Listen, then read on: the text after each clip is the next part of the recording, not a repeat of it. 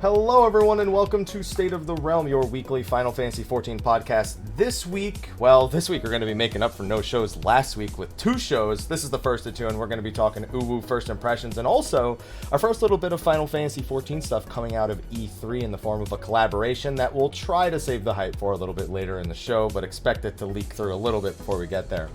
But to do a show, we need hosts, so I'm one of them, Michael Mr. Happy Pogromo. Of course, joining me is Slyh, aka Slythefox, aka Slyh, aka Greyfox, aka you, my boy Blue, and you are wearing a big smile that they can't see yet, my friend. How you doing? That's it. That's Sly's intro. He doesn't have anything else to say until we actually get started. Nope. And we, of course, have a couple of guests on. We're not going to just do an UwU show between Slyh and myself. We have a couple of UwU shows planned, but for this first one, we're just doing first impressions. So let's get some people who were brave enough to pug it. I can't. Besides me? Oh.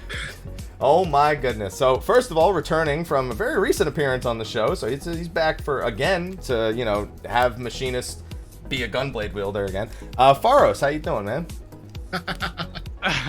You caught me off guard with that one. What's good, everybody? That's going to be a recurring... I want you to know now that that's going to be a recurring thing when you come on the show. You know that, right? Well, Ethis had his, I'm right moment, with you, and now I'm going to have that moment next year. Yes. So I'll hold out for it. Okay, good. He's playing the long game. Yeah, okay. I'm looking forward to that. And we have one other guest. I don't think we've had her on the show since before Heaven's Word. It has been a long time, yeah. I think it's been that long. Yeah. We have my mortal enemy MTQcapture on the show. People still do it. It's always worth. It's always worth. It's the last time the last time with the boxing ring? Or I think that was the time before. Yes, it was. No, I think the That last was time. at FanFest. No, the boxing ring was at FanFest, was it not? No, we did that live. We did that the way where I was on the. When I was on the ground. Ring background. Yes, that one. Yeah. That was 2 years ago, though, wasn't it? I'm pretty sure the last time we were on Coming up on State of the 2 years Realm. now? Yeah, I think it's been longer. I think it's been Long. 3 years since. Don't say that. Now I feel old. Also, going back to what you said about us being brave, I don't know if brave is the correct word. No, yes, it is. Yes, it is. Fahros really wants it to be brave and not. It's definitely brave. Is there another word you would potentially use? No. Courageous, maybe. Yeah, okay. No. Is there a word in the English language that means courageous, but also slightly stupid? Reckless, maybe? I don't know. Yeah. Reckless. There you go. Yeah, that's what Fahros means. Fahros means reckless. And no, courageous and slightly stupid, but willing to carve your path through the adversity. That's exactly what it means. Well, you carve it with your samurai sword or your gunblade, one of the two. Fahros, right. the Ruckus Bringer. Now, Happy, you realize this is a majority Behemoth show now. That's fine. Oh, yes. That's fine with the Monster Hunter collaboration. I thought it made sense, right? Yeah. Oh, you had the foresight for that one? Okay. Yeah, I totally knew. Right. Totally Well had the played. foresight. Right. I had no idea. I couldn't believe it when I saw that. So, at this point of this show, it's Monday, which is, we haven't had a show on a normal schedule now for 4 weeks, so let's just add this. On top of that slide, the next show is Thursday. So, yeah, we're going ham. And so, it's been 6 days since the Weapons Refrain Ultimate came out. And so, we have 2 people who have been plugging it. I've been going just... I just look at me. I don't. Technically 3 because I pug on the off time. So. Oh, there you go. So Sly's been plugging it too. Cool. And so we're gonna give first impressions about UwU, as it is the second Ultimate encounter in the series, and hopefully we'll be seeing a very well constructed third one as well. So before we get started, it has already been killed 3 times now. Entropy was world first on June 10th at 13:07 UTC. Congratulations to them. It was a great kill video also where they had a Ruby Carbuncle land the final blow. I saw that. Instant classic. Honestly, it's great because the summoner is stunned and can't do any more actions, but Ruby Carbuncle gets to keep doing whatever Ruby Carbuncle wants to do. Yep. So that was incredible. And since then, Elysium has 2 groups that have killed it. Wheelchair Emoji was second, and Shaggy Fusion Ultra Instinct. Of course, the group Fold is in, because you can tell by the name, is number 3. So congratulations to the 3 groups who at least I know have cleared it so far. There may be others, but those 3 are, congratulations. It's a hell of an encounter. Congrats to the top 3. Yeah, that's amazing. It's a hell of an encounter. Have all of you... I expected week 1. I called week 1, Slyh. Okay. Yeah. Did you? For Slyh, I don't even remember what your prediction was. What did I say? Second week? I think you did. I'm like rubbing it in your face. I don't even actually remember what you predicted. You could have just lied to me there. I think we said 6 days, didn't we? Somebody roll the tapes. I don't remember. Roll the I said tapes. 6 days. It's been too crazy for me. 0% ultimate experience. I said 6 days. Well, it was 5 days, 3 hours, and 7 minutes. But Oh. if we round up, it's close enough. Okay. As far as I'm concerned, you got the best without going over. Price is right with rules. You get to go on stage. Yeah, you get to roll the wheel now. Okay. Sick. All right. So have any of you, I guess I should say, actually watched the fight in its entirety since the kill videos have been released for some time? Okay. Figured I'd ask that first. Okay. Miz has. Sorry, Fahros. Fahros has not. Slyh. I'm staying away from it. Like, all right. I'll respect that. We won't be playing it because we're probably going to try to get people from maybe a mix of Elysium and Entropy on for a future show to talk about their different approaches to Prog, because their strategies were both vastly different across the kill videos. There was very little consistency between the two, other than the things that just kind of there's only really one way to do them in a sense. That's cool. Yeah. Did you see that thing on Twitter? The EU versus NA handling of mechanics? Yeah, there's a mechanic there that everyone was saying EU handled it like a pro, and NA had the worst strats ever. Yeah. Pretty much. Fly by, wing it. No, dude. I mean, that's why EU got first. That's how it ended up working. Miz, what did you think after seeing the full encounter versus what you'd experienced up to the point that you guys have in your pugs? So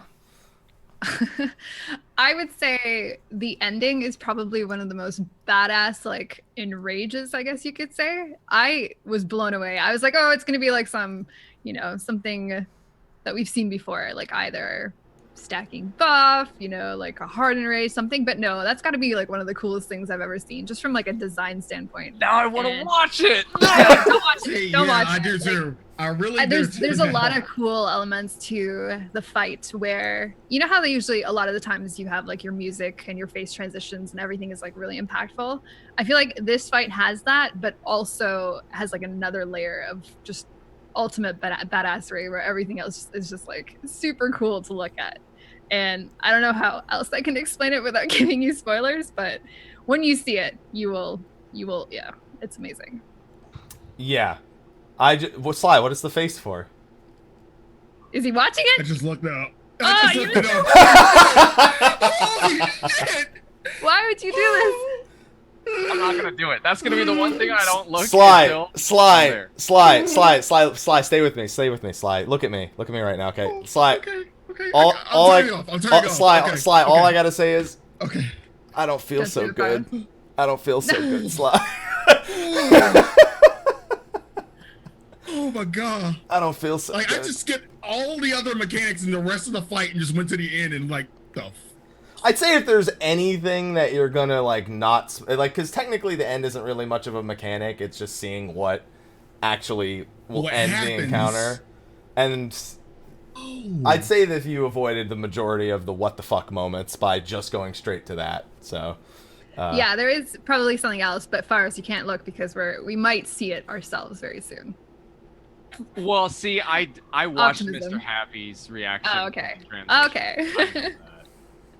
I wish I didn't, but it was cool. You literally joined the stream when I was doing it too. Like I was just getting through Titan for the first time, and you're like, "Hey, oh." Yeah, that's right. I remember that now. Oh, sorry for cracking my knuckles. Bad habit.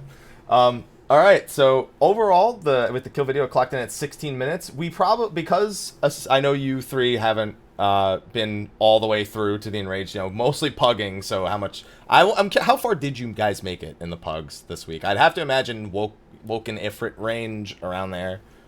Hold Run on. Titan So jails. that's what you. Wait! You did that. Spoilers. I was gonna ask to see how far he thought. I figured just through said. Woken Titan and then having trouble in Pugs doing jails correctly. That was what I was the So- thing I would imagine. That's actually exactly where we Yeah. are. So we're basically trying to figure out how to either do callouts or whatever system that we want in place for those jails, and it's like. It's good. That noise that I just made is basically all I can say to describe it. But I think once we get that down, like we'll be good for Titan, hopefully. You And know, how- once we get down the hardest part of the phase, we'll be good. No problem, right? Yeah. Yeah, easy. Sly, what about you? As the static, we've had like scheduling conflicts. Our tank couldn't stay woke first night, so Unfortunate. couldn't stay woke. It's Yeah, me all the no. time. That'll make a lot So, more sense to yeah. those of you watching in a few minutes when we actually start talking about the fight. So the next day we had the like pug 2 people, and we only got an hour and a half in. So in the pug, I've gotten to woke if. Okay. That's good. So I've gotten farther in a pug than my stat. That's good. Considering scheduling conflicts, I think that's reasonable. Pugs for this kind of thing are usually best right at the start because the people who are generally like really dedicated to the idea of doing it are trying to pug it as early as possible. And yeah, then I think we have a lot of people that they have their own statics already that they raid with at night, and then they come with us in the morning to practice, essentially. So it's nice. You can tell that they're highly motivated. So with that, we'll probably start going through the fight piece by piece from what you've seen so far, and I'll do my best to talk a little bit about the later parts without straight up saying what it is, because Fahros and Slyh still want to experience certain things organically.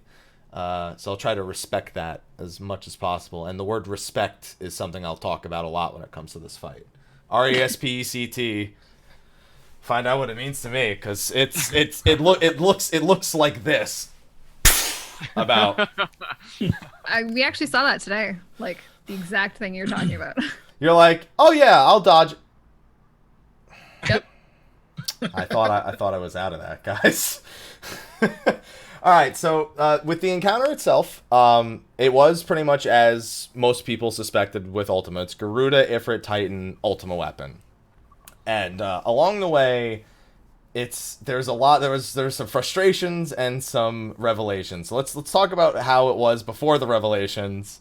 Sly. Okay, yeah, because I was about to ask you about. Well, I'll talk about the revelations in a second. So we start the encounter with Garuda. Now, I think a lot of us are, well, at least I'd imagine us four, are probably comparing them to the extreme modes, because that's the last encounter we had with them. So how did you feel about each of the 3 primals versus their extreme modes? Do you think that they use the mechanics creatively before considering the revelation that we'll talk about? Just looking at, because I know all of us did it without doing it right at first.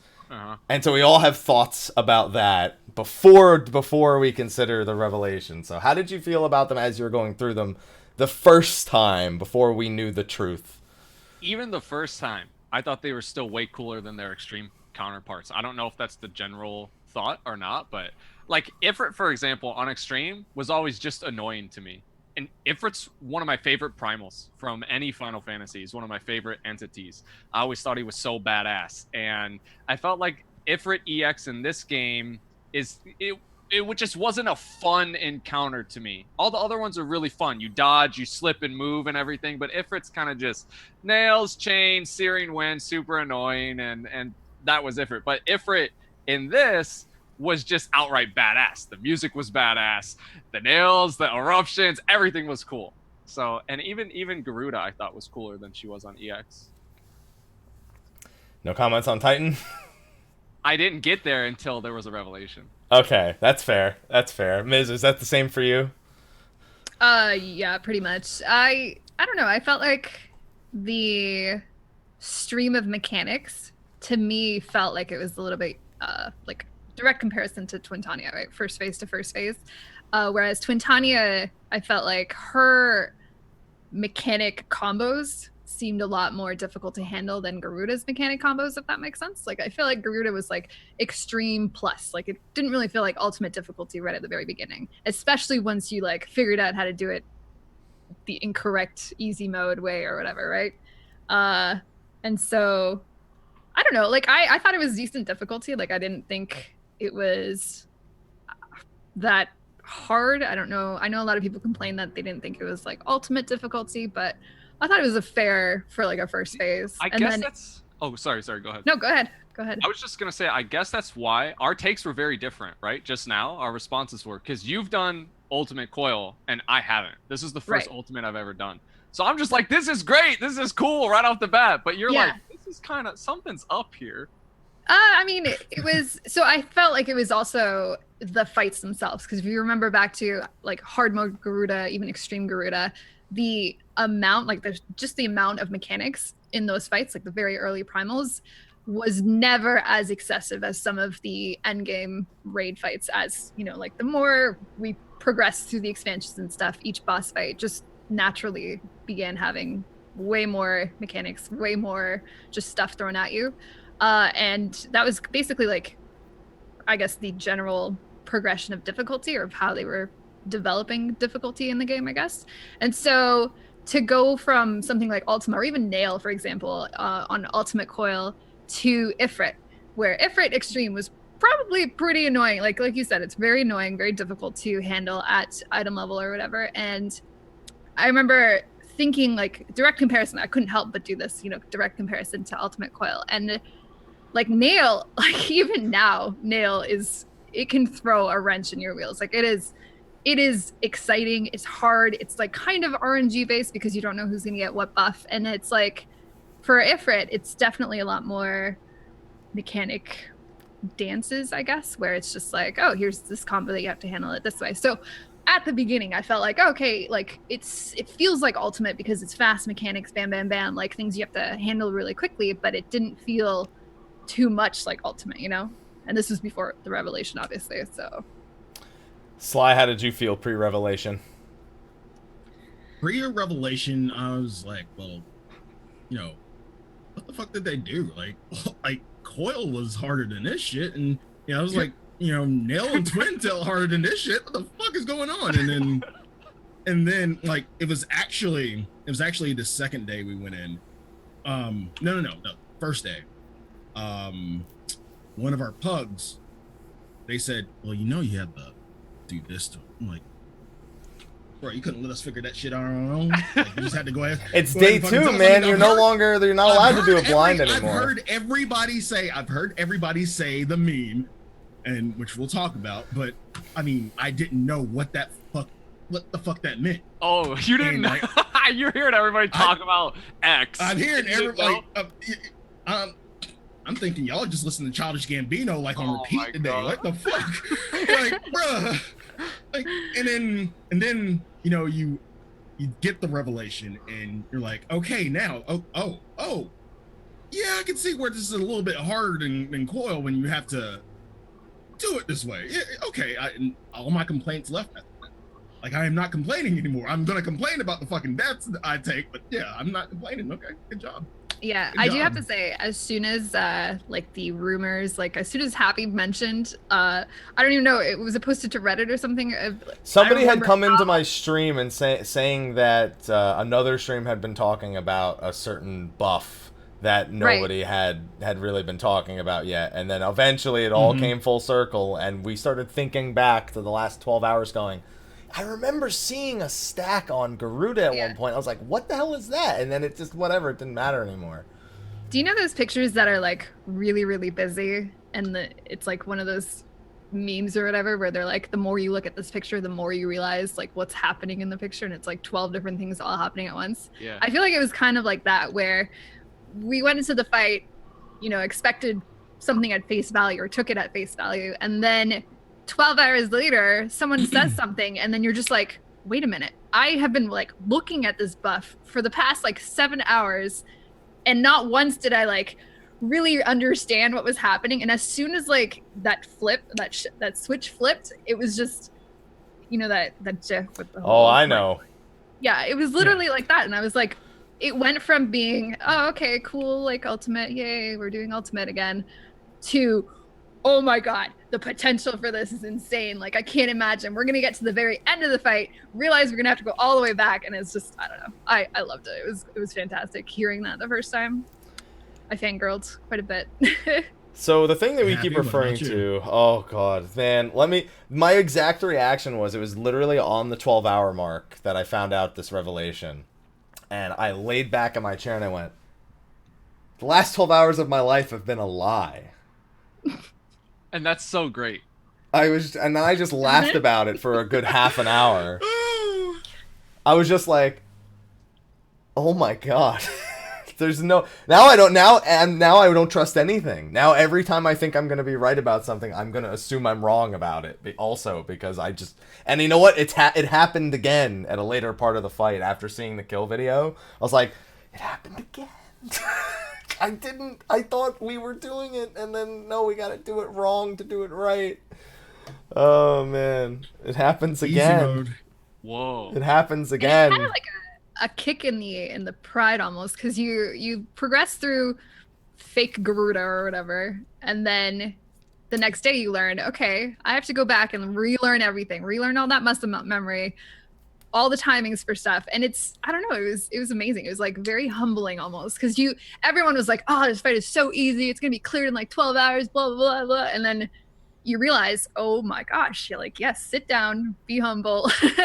And it's like she's not wrong. When you realize, because I feel like a lot of people, like, the theme for Ultimate Coil, there was a lot of underestimation. That's not a word. Underestimation. There's a lot of underestimation, there you go, of like what the devs would give us, right? And then it blew people's minds, right? The difficulty level. And I feel like the same thing happened here, where they knew that they couldn't just do something that was hard. They had to do something that was like mind-blowing and like really change the way how you approach a fight, right?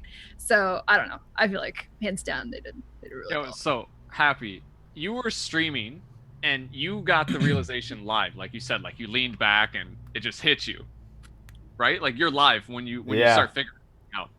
So I think that would be awesome, but I especially laughed at myself because me and Mizzteq didn't go all day on Tuesday.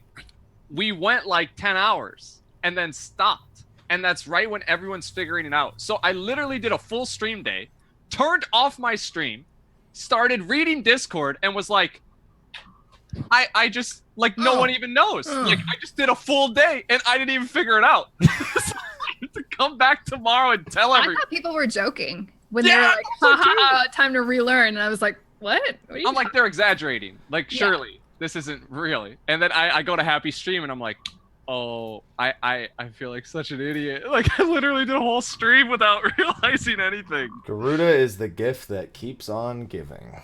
Man. And right, cheers. How you doing? Oh yeah. I just love that they did it. That's so cool that they did it that way. So now that we've been a little cryptic about it, let's tell everyone what the revelation was. So about 12 hours into Prague, all the public groups, private groups probably had it figured out already.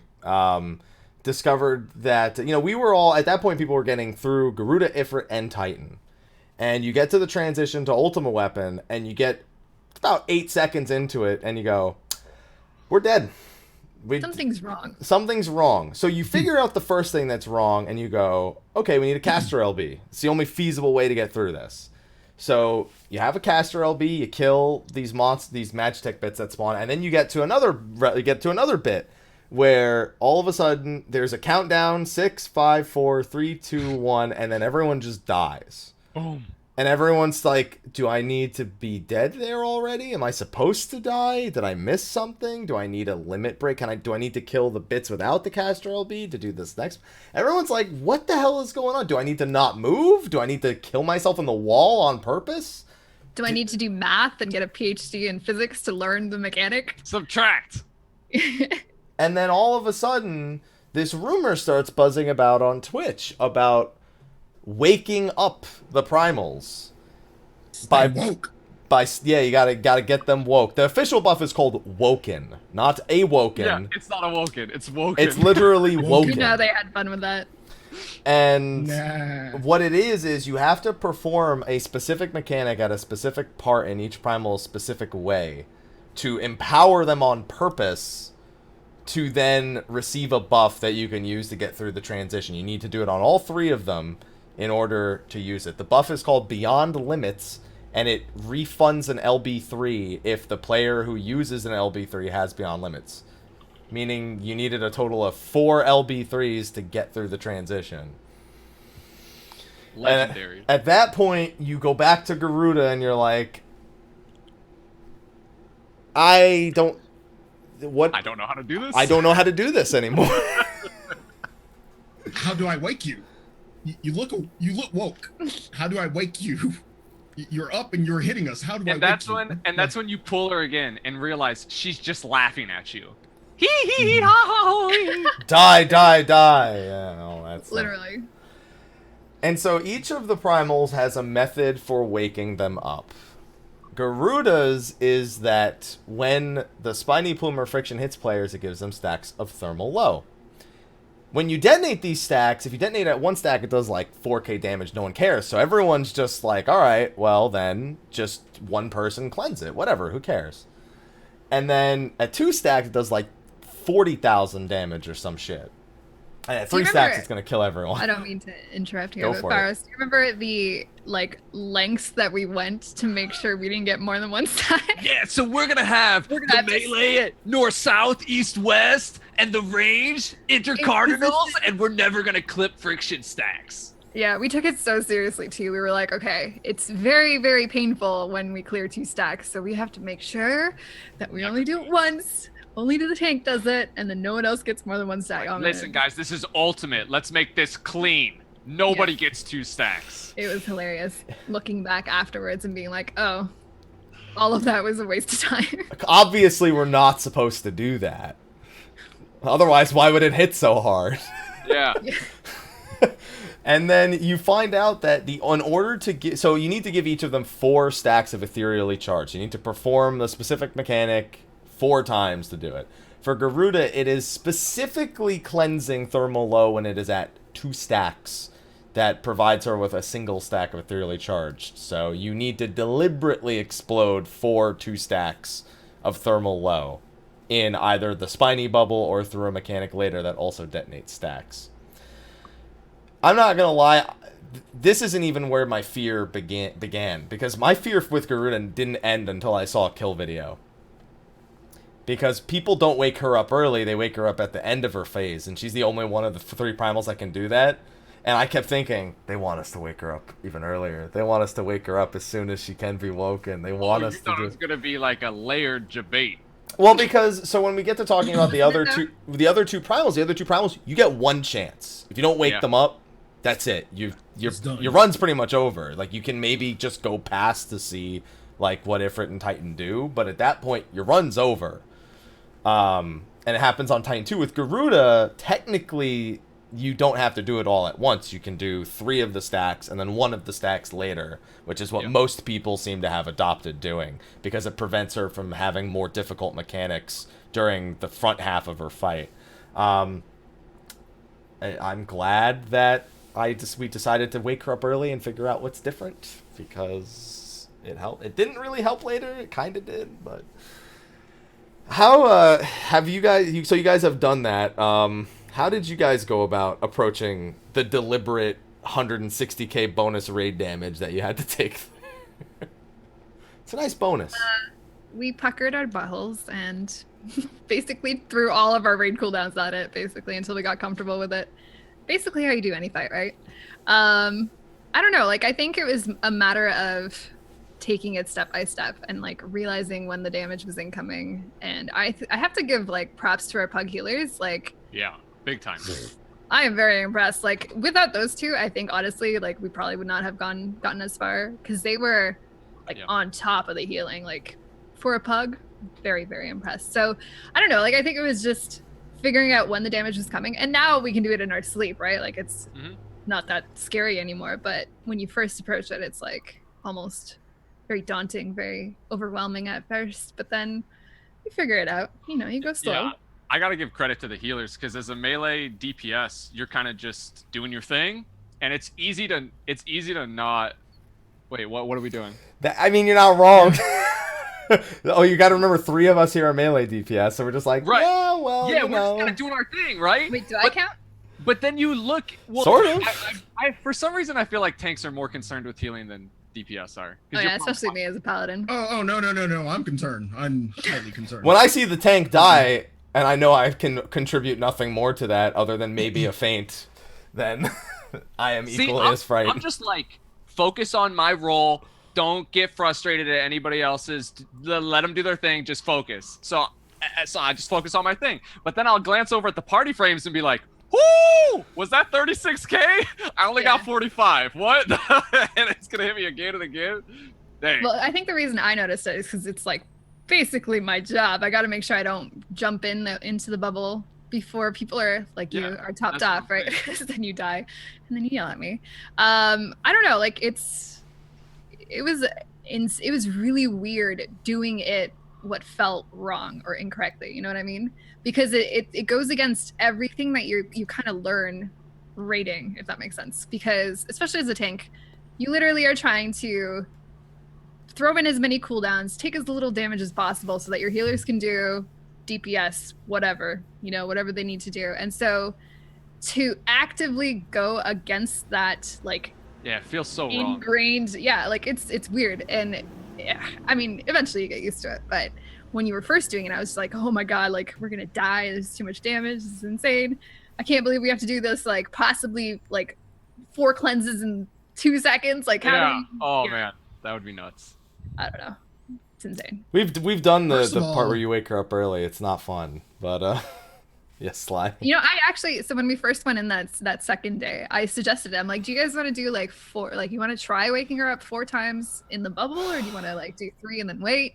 I am so glad we did not try to do 4, because even doing 3 sometimes is like super I'll talk to you tight. about doing 4 early, because we went back after we made it 13 minutes into the fight. We were like, please don't tell me we need to wake her up early for something. So we tried and we found out we didn't, but still. Good. Yeah, good. I want to know how y'all won the healer lotto in Pugs. Because I literally I've been getting, oh my god. It's not just the healers. We literally got amazing DPS. Yeah, all the way around. Oh, actually, I know what it is. You ready for the rib, Fahros? Brace yourself. Mentally prepare. Please don't cry. I don't mean it, okay? So, because we have a samurai, it has to balance out the universe so everyone else in the group is happy.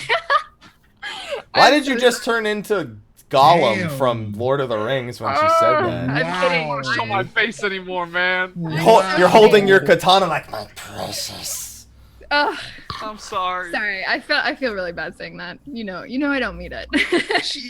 She really doesn't know. There's part of her in the back of her head that thinks that is a simple truth. That is a karma from having a samurai in your party. Oh wow. No, you can't escape this, Fahros. I don't know. I feel like Fahros probably like went on Twitter or something and was like, guys, help me out. Like, I need awesome people. And he somehow attracts like the greatest players. It's great. No, the party finder is sick, man. Y'all need to play with them more. Those dudes know what they're doing. The late night party finder? I have to deal with the late night party finder. Oh my god. You deal with the day party finder. It's sick. Yeah. The after hours, like after 1 a.m. party finder. Hey, kudos to you, party finder. I've done every Sigma Scape Savage. I'm gonna do Ultimate too, as a Sam. Hey, people can hate, but hey, at the end of Garuda, I'm still 7K. Okay, so percent Square Enix, I'll be a 7.2. It's crazy because Go ahead, Miss. Sorry. In the pug groups, you see things that you don't normally see in like statics, right? We had a black mage that like was amazing. Like I heard about that. Yeah, we had an amazing black mage, and the entire time people were like, "LOL, Sam Black Mage, what's wrong with you guys?" We were killing it. Right, we were like, I'm so impressed. Like, I feel like when people are basically like stomped on, they are very determined to prove people wrong. So I feel like I've seen better samurai, better black mages, better like machinists than I have like the meta, because they don't, I don't know, they're like not facing the adversary or whatever. So it's like, I don't know, like I was very impressed. Like, I don't even know what I did. I literally just put up the party finder and I was like, hey, like Discord required, be, communicative, be open to learning. I don't even know what I did. And it's a hard life, man. We come from the streets. There ain't no meta truck coming by and scooping us up. No. We had to earn what we got. Screw that. Y'all are the day party finder. Y'all are the nice part of the hood. They came up with a good name for it. I get the Waffle House party finder. I get the people who just got home from the fucking club. I actually understand that reference now. Yes. I get it. Because in Canada, we don't have Waffle Houses, but now that I'm down here, I understand. I get the people who just got home from the bar and are ready to fucking raid for whatever you also reason. Get the ninja, the bard, and the summoner, dog. And I get him to dip 2 pulls after. In Garuda. Like, bruh. And then gotta pee up that shit again. Wait 30 minutes. Watch something on Netflix. Get in. Okay. We're making a little bit of progress. 5 pulls later. Back in pee up. Waffle House. Maybe Waffle okay. House. So maybe part of the luck from it came from me putting that party finder up at like 6 a.m. Like I logged in. Yeah. It was like a mini queue, no problem. I put up the party finder, and then so I knew the people that were going to be awake at that hour, unless they were like eager or something. Yeah, I was like, okay, we're either not going to fill, which is case number 1, or we're going to get people that are actually like really excited about this, really motivated about this, and they're going to be the people that are like us, like maybe they don't have a group, maybe their friends are working or something. Like maybe we'll all somehow miraculously meet up in a party finder and then make the magic happen. Chat said it the best. Happy is just sitting there like, I don't have these problems. Exactly. Yeah, I've been watching you smile this whole time. Like, well. Right. Yes. And notice the 3 behemoth players have the problem, and Happy is here like, Welcome to Gilgamesh. Yeah. All right. Oh no, we have other problems. The other problem is when you're with the same 7 people all the time. If something goes wrong, people don't forget. Happy has the jails again. All right, just go to the wall now because. Oh no. That was actually one of the things world brought problems. up by chat when we were pugging Pharos, how there's obvious disadvantage with pugging, but then there's also disadvantage that you might not even think about by being a full 8-man static, because people that have weaknesses, those weaknesses follow you the entire time because you're with those same 8 people. So I don't know, I feel like it's kind of a balancing act. It's interesting. I think the party finder is just as good as statics, if not better, with the exception of the top end statics. I mean, I don't feel like they have that issue that you mentioned, but with like medium range guilds or friend groups, I'd still rather be in the party finder, because everyone has to hold themselves accountable, or else they know they're not going to clear. Like they have to put in their work.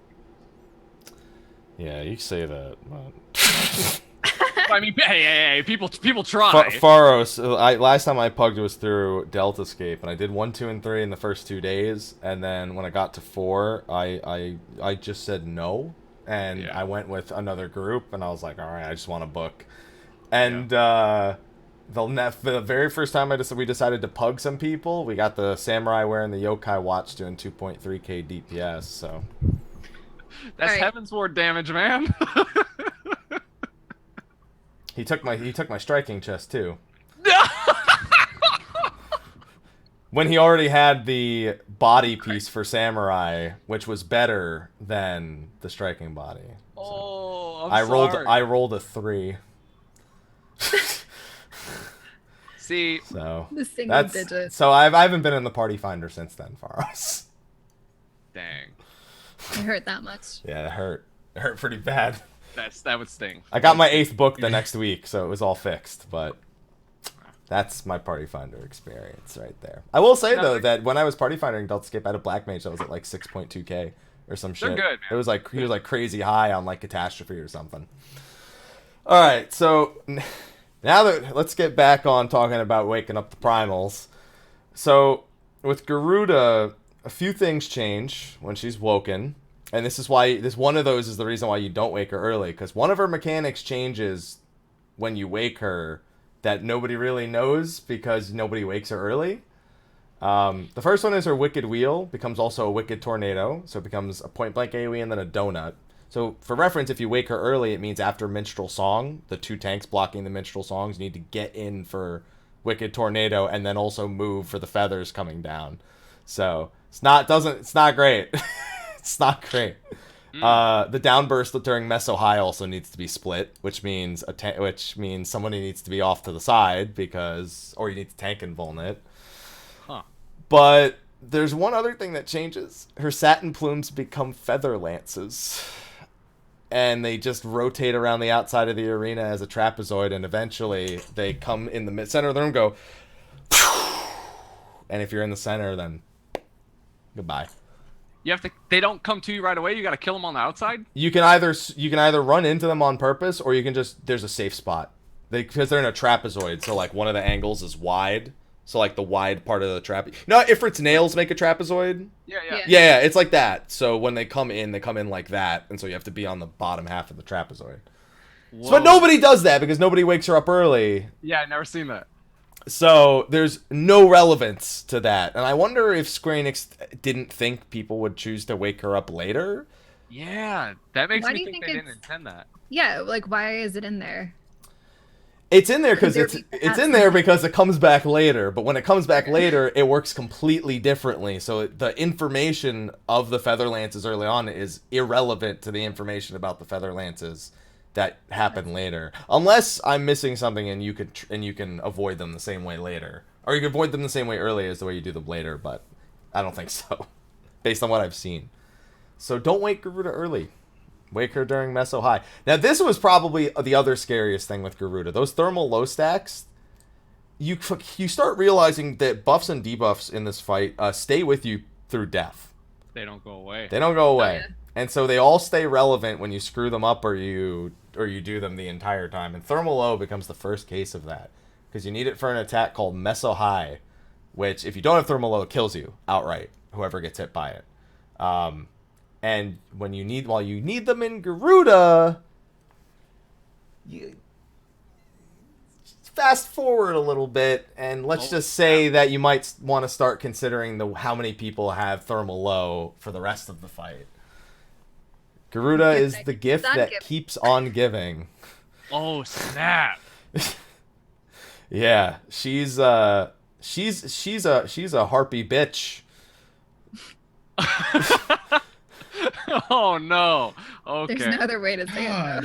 Well, we were just having everyone get 2 stacks of thermal low when we were first progging, and then we would just have the people assigned to it. They would just go into the thing to wake her, and I'm like, this is gonna backfire later. And then we got to it, and we're like, back to ink positions, Pharos. Guys, we gotta go back. We gotta fix Garuda now. We gotta go back and fix Garuda a little bit. Well, hey then, Mizzteq, it wasn't wasted time when we were assigning spots. We don't know that yet. I mean, I guess we technically do know. Happy's telling us right now, but yeah, I don't know. Oof. I'd expect to change strats a few times before you find the thing you like the most. Oh, yeah. Yuck. We had to go through a few. When you're 12 minutes into a fight and you now have to change the thing that happens 1 minute into the fight, it's like finding you put Twin Tanya things in the wrong spot, like in the middle of trios. It's pretty much It pretty much feels like that. It's like, oh, we just put them in a line, and then you get to one of them and you're like, oh, no, we don't. We shouldn't have done that. We got to fix that. No. So yeah, Garuda is just the gift that keeps on giving. So. Well done, Square Enix. Cheers. Yeah. Product placement. I'm gonna shake his hand tomorrow.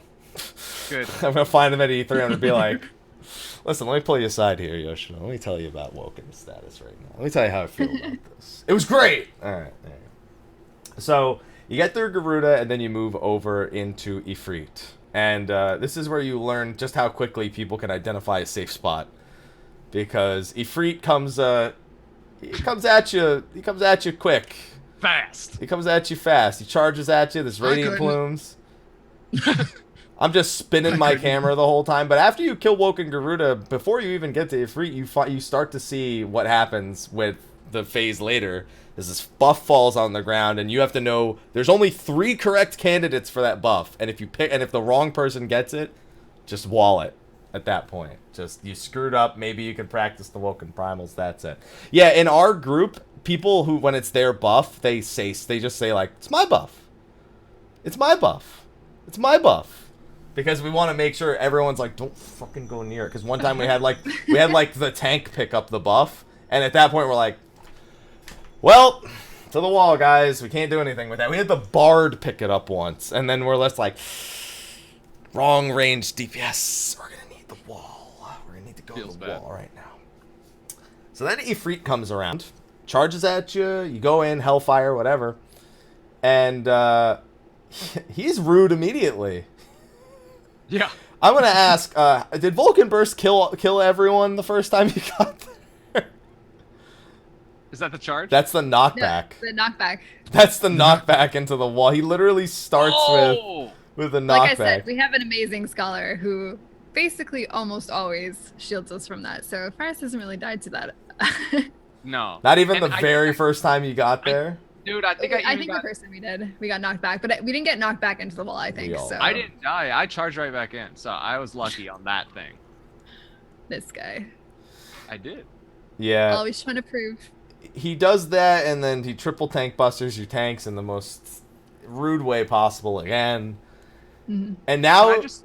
Yes, you can. I was just going to say, can I just say how, before you even get to that, the initial charge when he comes down, like, they even made that a little difficult. You got to be fast. Just the first time you see Ifrit, if you're not ready for it, or if you're just not paying attention, or you get even 1 second distracted, you die. I think that's cool. It's just everything's fast paced. That's like every transition though. The first time you see it, like Titan coming down. Yeah, boom. Anytime you take a step forward, you die. Sorry, Slyh. Go ahead. Yeah, the first time I saw, it, I was like, okay, I'm just gonna run into this random place and hope that nothing. Well, and I was just running to this one side that's safe. Well, it's like this. It's so crushing because the first time you see somebody, what do? Well, if you're just popping off, I take my hand off my keyboard. I'm like, yeah. If it comes down, I'm like, sup, pimp, and then boom, he just floors me. I can actually confirm that is exactly what I did. So it is exactly what happened. Yeah, that was good. It's funny because, like you said, you didn't do Ultimate because when we first went from Twin to Nail in Ultimate, and when all eight people are stacked, you're like, all right, everyone stack up. Just wait to see what happens. And Nail immediately does meteor streams, which is like all 8 people need to be spread out. So what immediately happens is everyone gets knocked towards the wall, and if they didn't die to that, then all of a sudden Nail just comes down 4 times, and just all of a sudden it's over. That's great. You immediately go, oh, guys, I think we need to spread out there. Yeah. So after that is when your next Woken test begins. Hope you did your Woken homework, because you need to get woke. He summons 4 nails. And these 4, I've never seen 4 Ifrit nails be more frightening than now. Because these nails determine like 3 of the most important things of the entire phase. And you won't even know it the first time you see it. First time you see them, you see the nails, somebody hits them with an eruption. And you see that they get stronger. It's like, all right, we need to keep the eruptions away. We need to position the searing wind away, so that way there's enough space for the eruptions to get towards the outside to avoid this happening. And you're like, all right, we managed to not grow any nails. Okay, that one grew. It's going to do a little more damage. Great. That's when you find out that in order to wake Ifrit up, you have to deliberately engorge all 4 nails to 2 stacks and then kill them, which they do about 20,000 damage plus like a 1 second vuln up. So if you blow 2 up at the same time, it kind of screws you. And so now your eruptions, there's 4 eruptions total. They're like, okay, if I miss these eruptions, the fight's over pretty much. And that's when you got to get good at moving those eruptions. You're like range DPS.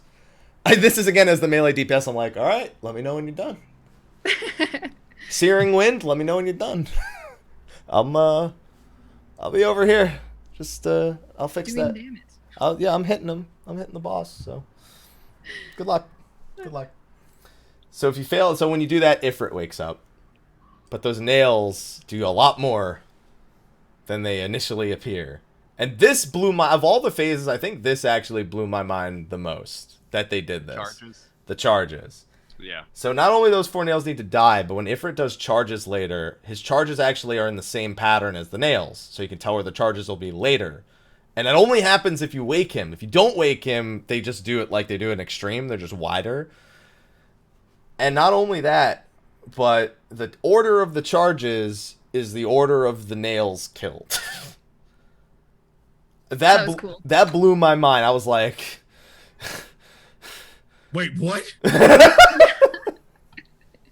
Yeah. That was the first. Wait, Slyh, you didn't know? I'm still talking, man.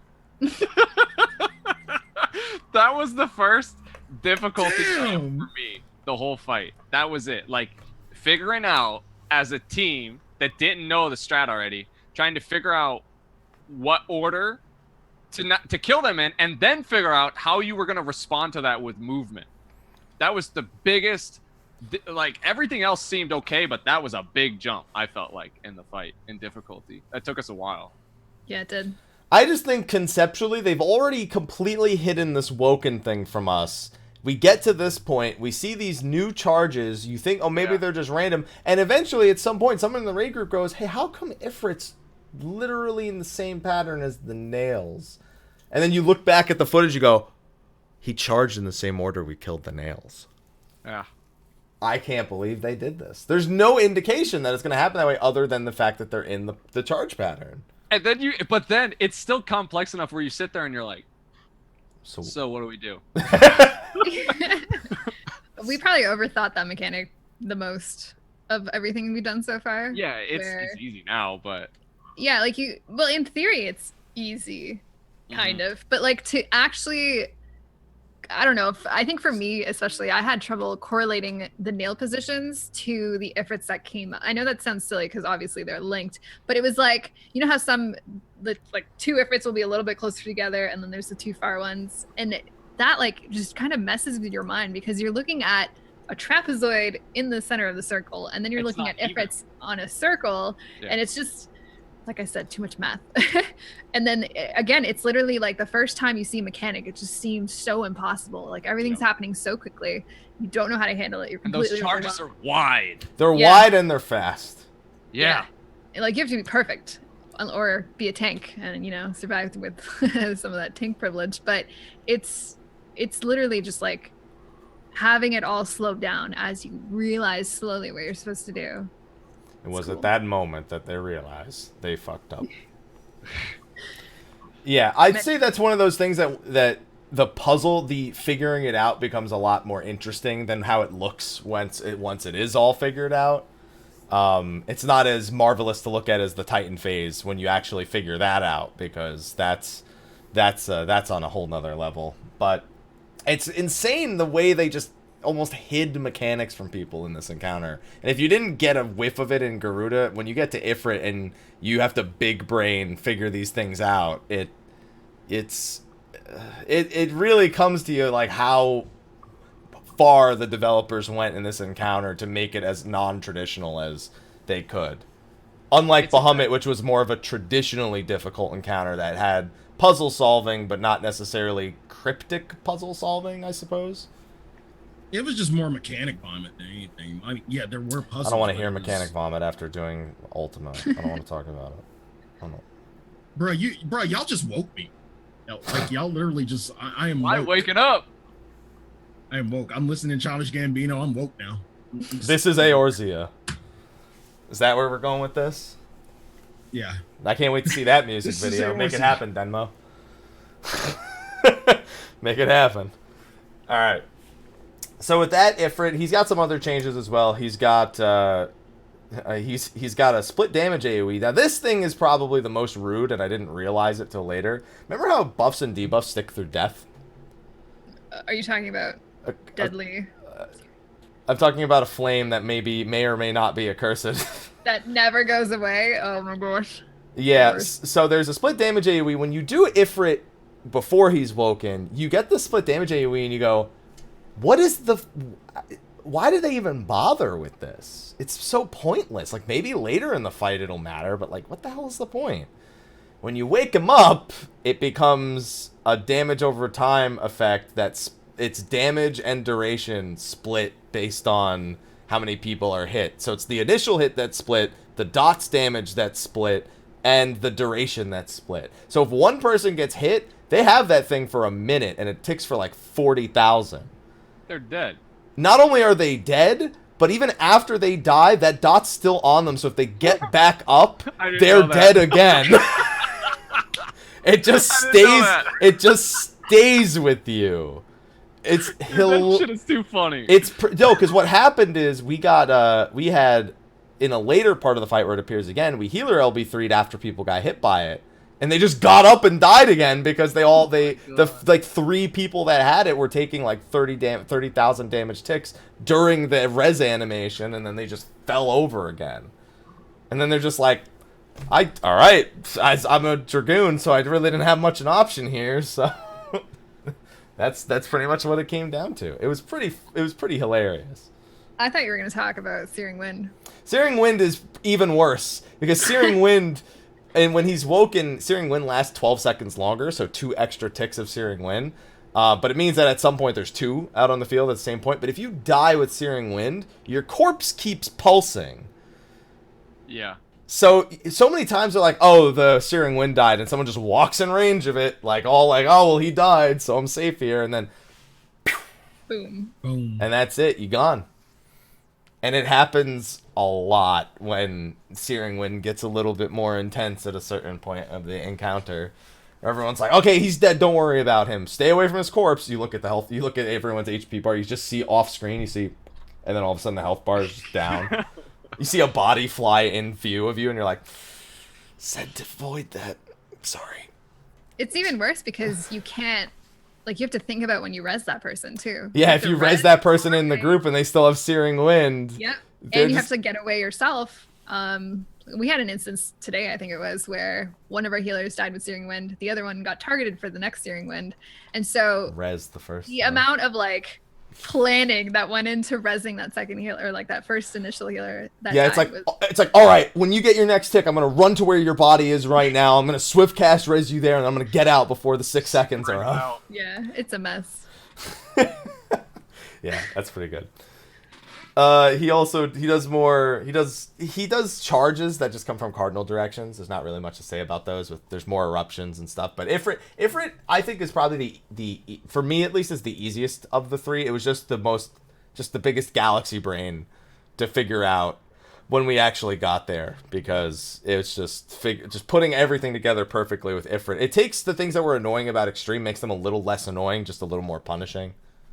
I feel. At the very least. I don't know how you feel, Fahros, since you think Ifrit Extreme is kind of annoying.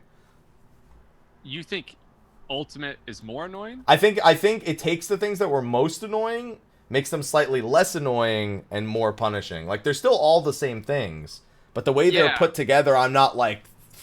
Exactly. The way they're put together, it's more like, okay, this is more of a challenge than a chore. In my opinion. Mm-hmm. I felt like you're not running around hitting 14 nails around the outside of the room, and then there's you have chains. This limited amount of time to deal with nails and to deal with it correctly, but it doesn't drag out to where you're like, okay, another one. I'm not gonna lie, the chains just feel like they were in Extreme, so they just put them in Ultimate. That's the one mechanic that feels out of place for me is the fire chains. Yeah, we basically almost ignore that now. You do less damage when you get too far away. You do less damage also, but it's never been relevant to the point where okay, make sure that person with the thing goes over there, and yeah. It's killed us once because we were trying to assign certain people to certain nails, and then one guy got chained that was supposed to be on one nail to a ranged DPS. They got too far and didn't kill their nails. So maybe it's there to just make you more flexible, because if you try to assign certain things, maybe we've just not ever cared. We've never changed anything. We've never looked at the tether and been like, yeah, do that differently when that happens. We're just like, yeah, all right, whatever. Do you guys just wing the nails? NA method. Dude, yeah, no. Do we just wing it? Yeah. No, it's all planned. It's just the only thing that's unplanned is the chain, because there's really not much planning around it. Okay. Chat says it's there to make sure your tank has second threat. Honestly, I've had the tank be dead and be chained to another DPS and just not give a fuck then either. It's just been so irrelevant to the way that we've handled anything and everything in that phase and in later phases. Personally, maybe other groups it matters more. For us, it just hasn't yet. That's just about it. So you get through Ifrit, and then our good old buddy Titan comes down.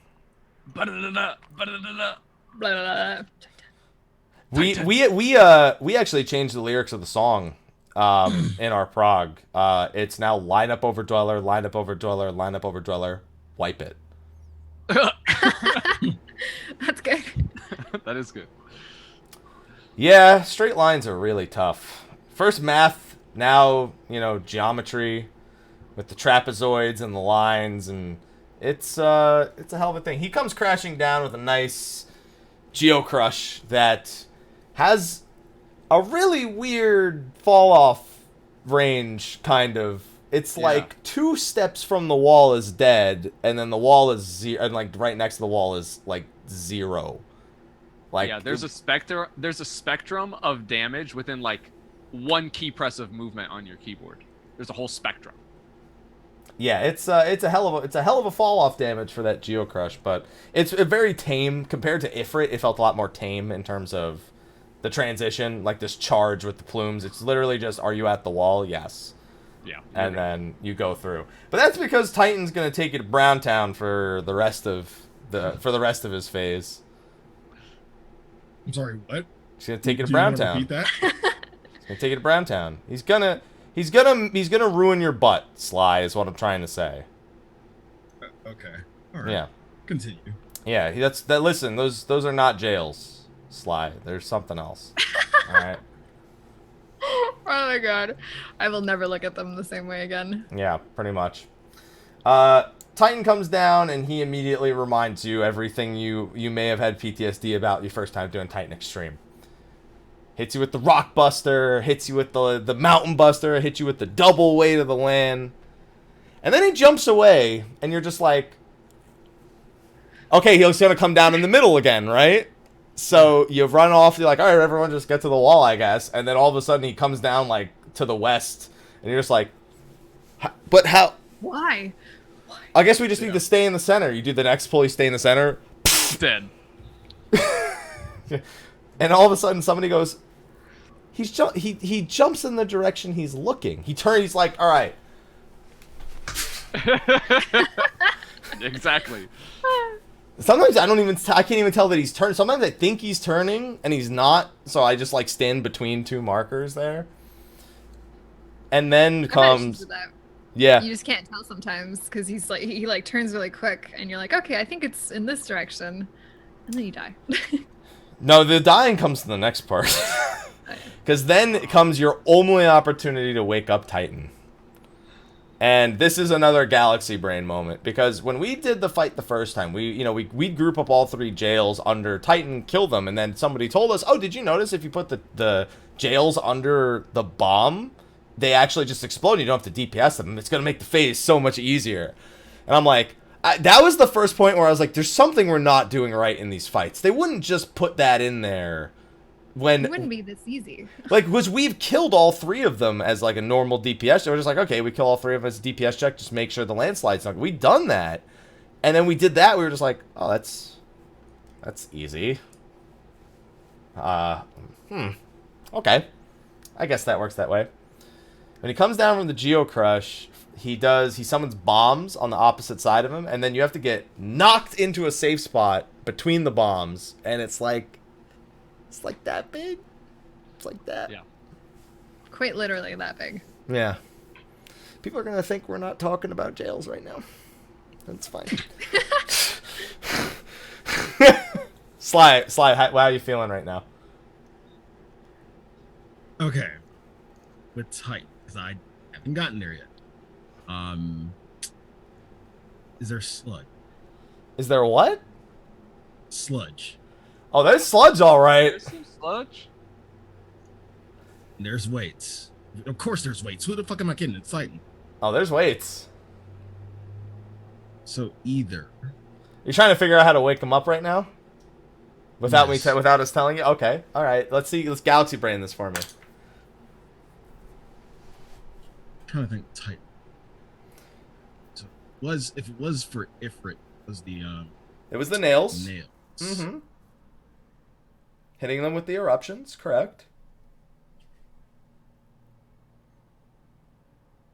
Weights would be too simple.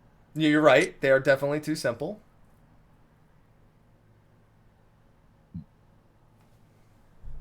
Sludge? Make them all through the sludge?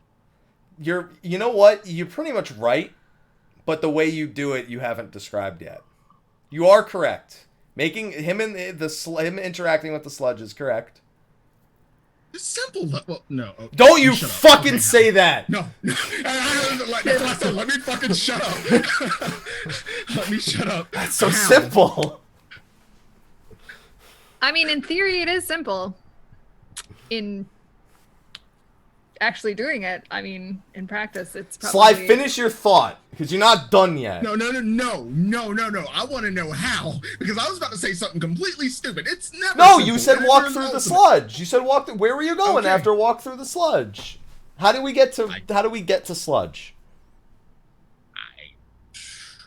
What would drop sludge? Because there's no ads. Yeah, what would drop sludge? There's no ads. I'll give you that. There's no ads. The little jailer ads, not there. I thought Next thing would probably be a bomb. You're getting closer. The bomb is indeed part of the you've got like 2 of the 3 variables and you're missing one. Was anybody else disappointed real quick that Titan didn't call the boys? No. I don't want the boys. Dude, I thought he was gonna call instead of 2, he was gonna call like 10. He'd be like, "Hey, boys!" Like it's bombs and they explode and then the boys come out, coming after you. I thought that would have been sick. All right, Slyh, come on. You got the You're almost at. You're at big brain. You need to get to galaxy brain. So what would, besides the bombs, no weights. You're so close. I already told you. You got the bomb part right. You got the sludge part right. You're missing one factor. It's still gotta be pretty hard for him to do this if he hasn't seen it. I gave him a hint earlier. He kind of mentioned something. I did say how this. I did earlier say how the sludge is made. I didn't say that's how the sludge. That's the third factor, Slyh.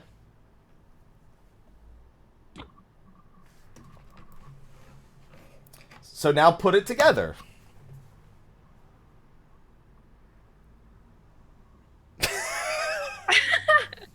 On our audio listeners, just imagine Sly's face right now. He's getting woke. I'm getting woke and I'm not even there. Like, what would you... How? You ready for this galaxy brain, Slyh? Okay. Okay, so he knocks you back into a safe spot that's between a bunch of bombs, right? We got that far. All right, you're with me. He then marks 3 people with jails. Okay. Mm-hmm. Another bomb will fall after the first bomb's exploded. It'll be where the old safe spot was. Which, by the way, if one of those lands on your head, you're dead. Tank privilege, maybe. That's the only way you're going to survive it. So you can never be... I think our tank says if he blocks it is the only time he lives. Like he needs to block it or something. Sick. Yeah. So a bomb drops where the safe spot was. Titan's on the opposite side. You get 3 jails. When the bomb explodes, if a jail's nearby, the jail explodes and becomes sludge. So you need to make a line from the bomb to Titan by lining the 3 jails up with the bomb and making the sludge reach him. You're making it sound really easy. You're forgetting what happens right after. There's landslides there too, by the way. Of course there are. Like that's what I was. There's 3 landslides back to back while you're doing it. Multiple. Although only the first one really matters. The other 2 are while you're jailed. It's true. And landslide patterns. How bad? We're looking at Right where you're supposed to put the jails, dude.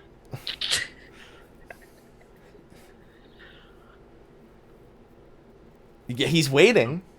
Well, hold on. So landslide, it's basically the same as extreme. Right? It is, yeah. Like it's the same one. The 3. Okay. The straight one, and then there's the 2 to the side. Yeah. But wait. There's 2 hits to it, so it's. No, not yet. Not yet. We haven't gotten there yet. Okay. We haven't gotten there yet. We haven't woken Titan yet. So where do the bombs go, Slyh? Fahros is waiting. Where did the bombs go? Yeah, where do the bombs go? Where do the jails go? Where do the jails go? Yeah, he told you earlier. Yeah, in a straight line. You make a straight line from the bombs to Titan. If you don't get that sludge pile to him, you don't wake him up.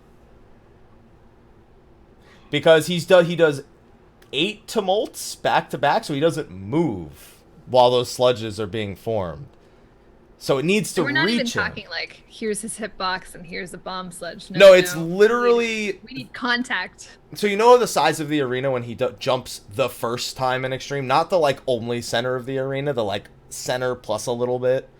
You gotta go from one side to the other side with those jails. And you get one shot, and if you mess that up, that's it. You don't wake tight and you don't pass the next phase. And there's 8 tumults after those landslides, pretty much. I think 6 or 8. I don't know. Something like that. Okay, I'm done. I'm done. Now, hence the lyrics, Lana Povadwala, Lana Povadwala, Lana Povadwala, wipe it. Because we learned the hard way that people can't make straight lines very easily.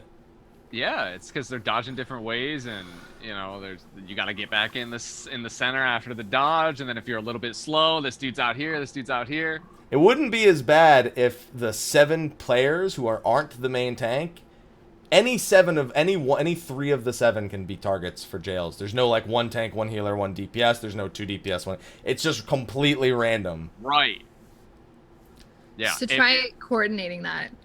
Have fun. In a puck, yeah, exactly.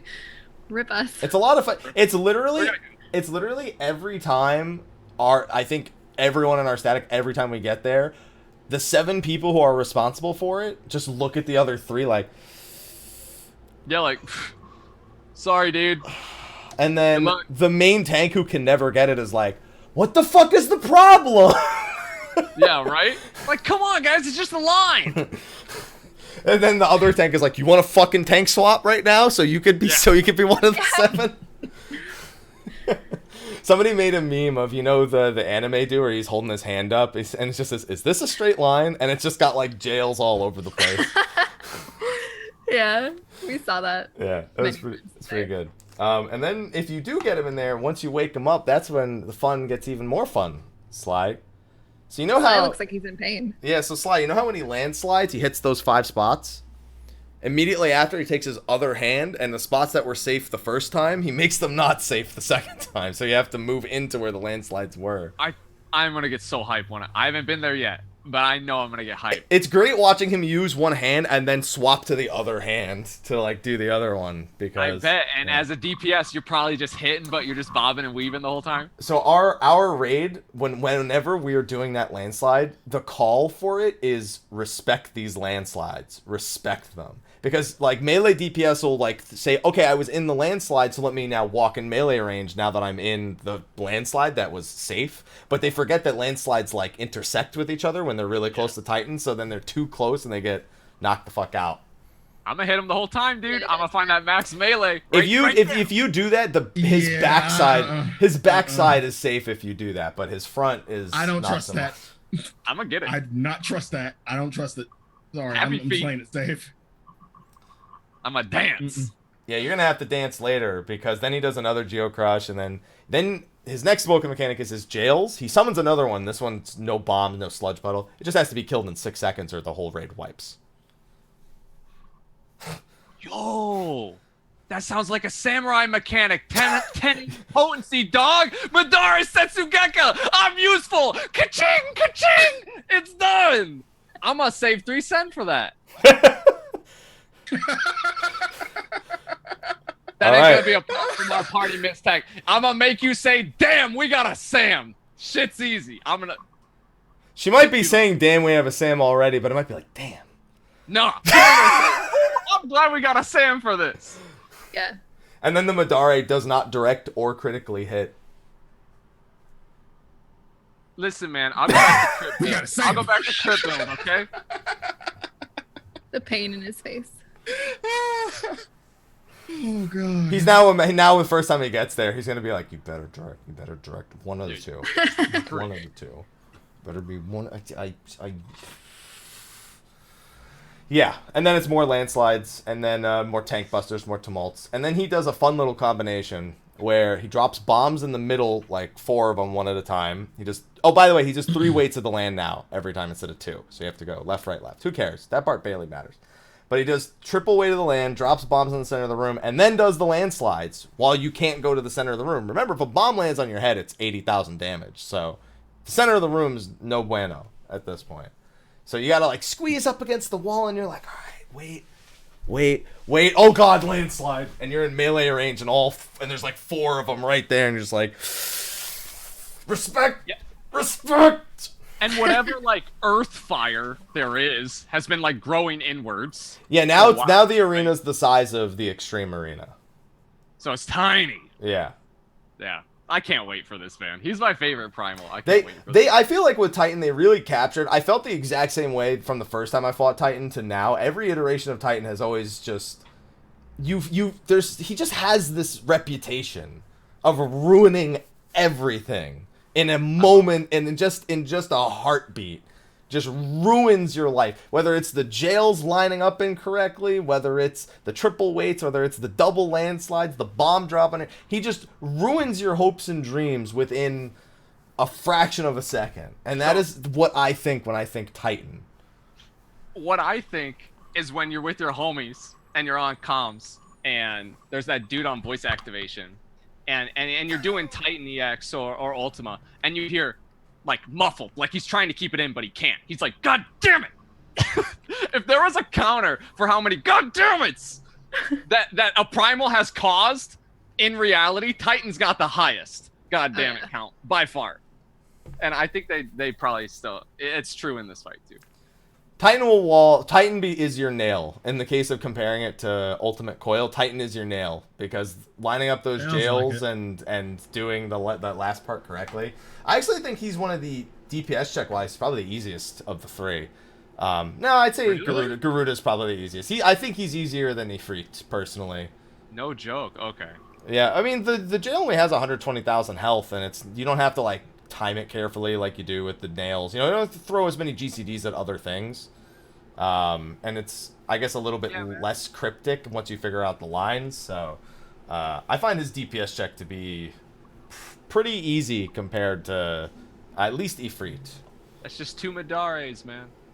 Are you going to do 2 Madares in 6 seconds? Nah, but if we bring 2 Sams, we will. At least one of them needs to be a caster. Fahros. We all casters.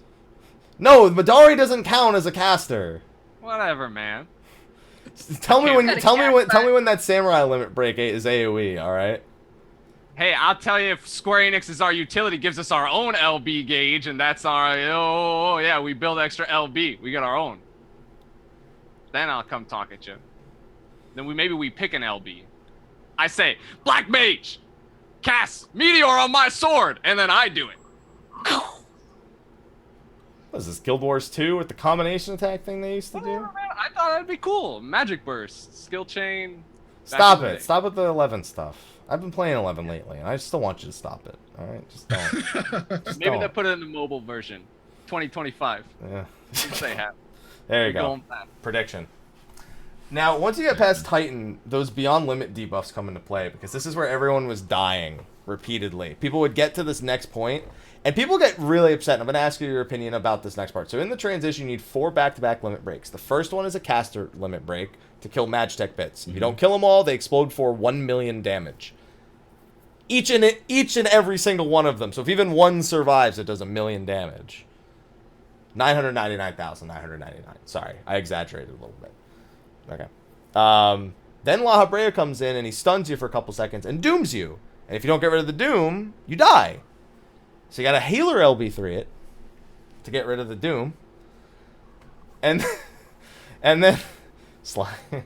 And then La Habrea shows up. Then La Habrea shows up and starts casting Dark 4. If he casts Dark 4, you take 1 million damage. So what do you got to do? Melee LB him. And then after that, Ultima shows up, casts Ultima. What you got to do? Tank LB him. So that's a lot of LBs. Slyh. How you feel? All right. Slyh, you're one of the limit breaks. You're the melee. Baby, come back. He can't hear us. Maybe he went to go get some Laha bread. Laha break. He's taking a he's taking a Laha break. I thought he was gonna come back with a Buster Sword. you get yourself No. a beer? I wish. Would you like a Laha beer? Why don't you look happy, man? That's one of the most legendary things. Full Quadra LB. Overkill. You seem a lot. You are hyped for this shit. You want to know the fucked up thing? LBs. You want to know the fucked up thing about this? Having done this encounter for as many days as I've done it at this point, I loathe that transition now because it takes like 80 seconds to get through the 4 LBs plus everything else. But so here's the thing. The people who have been doing it, like I'm sure you've seen it on Twitter at this point or through Twitch chat.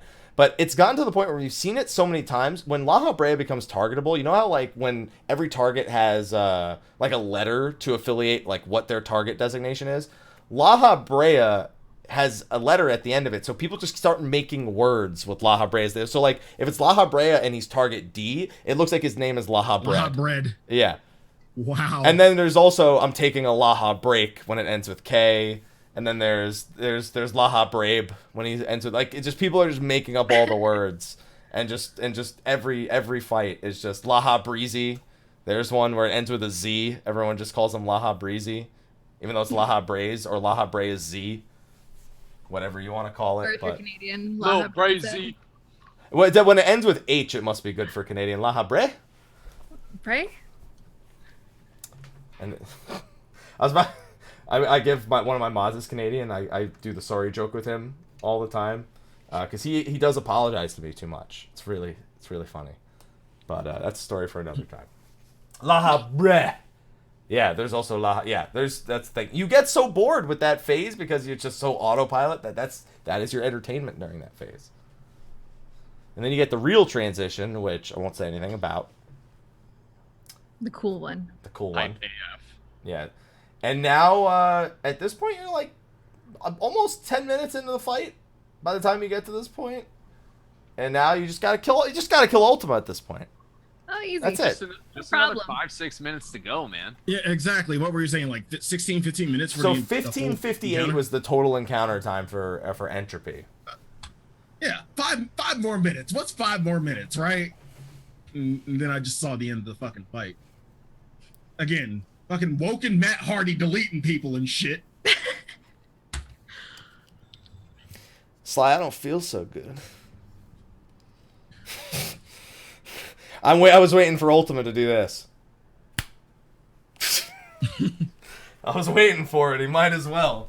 You could have added Shiva at the very end there, just for the snap. Yeah, all of a sudden she just pops up. Comes out of nowhere. Yeah, pretty much. Yeah. So, but Ultima, at this point, it starts to feel a lot more like Coil, because what everyone was saying, like, well, there's going to be trios. Yeah, if for Garuda, Titan, and Ultima, they sure make a hell of a team. And, I've seen a little bit of that. yeah, I don't even have to just, here's what I'll tell you to do, without telling you anything that happens in that phase. What I want you to do, right now, take every woken mechanic I just mentioned and try to put it together in a way that you think is absolutely fucking ridiculous, and then apply that, and you might actually get close to one of the things that happens there. So, like, let's see, for Garuda, that's Wicked Wheel and Wicked Tornado, the Feather Lances with the satin plumes, Charges. the chart, well, Oh, Ifrit that's, charges. yeah, that's sorry. Ifrit. And, what's it called, there's one other one I'm thinking. Oh, and I think the downburst never happens in the last phase, I don't think. The split damage cleave. But then imagine what happens every time Garuda jumps. What happens with the tethers with Meso High? Like, just take everything. What did Chirata and Siparna do in that phase? Then look at Ifrit, you know, how does Accursed Flame work now when he's woken? How do the charges work when he's woken? And then look at Titan and go, how do the landslides work? How do the weight of the lands work? How much damage do the tumults do? And I just don't know if you've seen any of the images, like on Twitter, but like someone has captured a screen cap of, it's like landslides that had just came out, plus new landslides that are coming out, plus Ifrit stuff, plus Garuda stuff, and people are just like, the whole screen, there's nothing free on the floor, even though there is a way to avoid it all. But in the screen, there is no visible free space because of how they time the screenshot. sounds like Balana's screenshot. If people are just like, WTF? Hello? I think that here I'm gonna link one to you. I could link it in the Twitch chat so everyone can see it. Let me go get Balana's, the one that he retweeted, because I think that might be the one, because I retweeted that too. I can try to find one too. No, I think yeah, it's this one. Here we go. Yeah, this is. I think you're definitely thinking of this one. Okay, let me. Can I just friggin' copy the tweet? I'll copy and link the tweet. All right, it's in the Twitch chat. I'm assuming that's the image you're referring to right there. Yes. Okay. That's one of them. That may or may not. That's the image. So, that's an image. Oh my god. There's. I see a safe spot. I see a safe spot. I see half of bullshit, and then like beyond the bullshit, there's that one safe spot that everybody's not at. Like, yeah, okay, all right. There's hope. I had a few fun ones like that too. Let me see if I can find one of the ones that I had. Yeah, you're in that one. I'm in that one, but I'm not like it's. Here's another one. That's one that I had some experience with. That was good time. See what I mean? Where it's just like take everything that you could possibly think of and just start putting them together, and all of a sudden it's just everything goes horribly and wrong. You're just making this face in real life.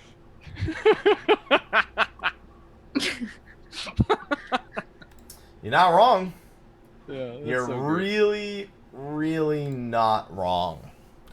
It is an incredibly well crafted, and it's one of those things, again, figuring it out's harder than, I guess, it doesn't look as ridiculous once you put it all together and everybody knows exactly where to be. It still kind of looks crazy, but it's like trios, you know. It looks impossible until you put it together, and then it's like, oh shit, that was, you know, they had to move here and there, and then that was it. It was over. It's kind of like that, except with a lot.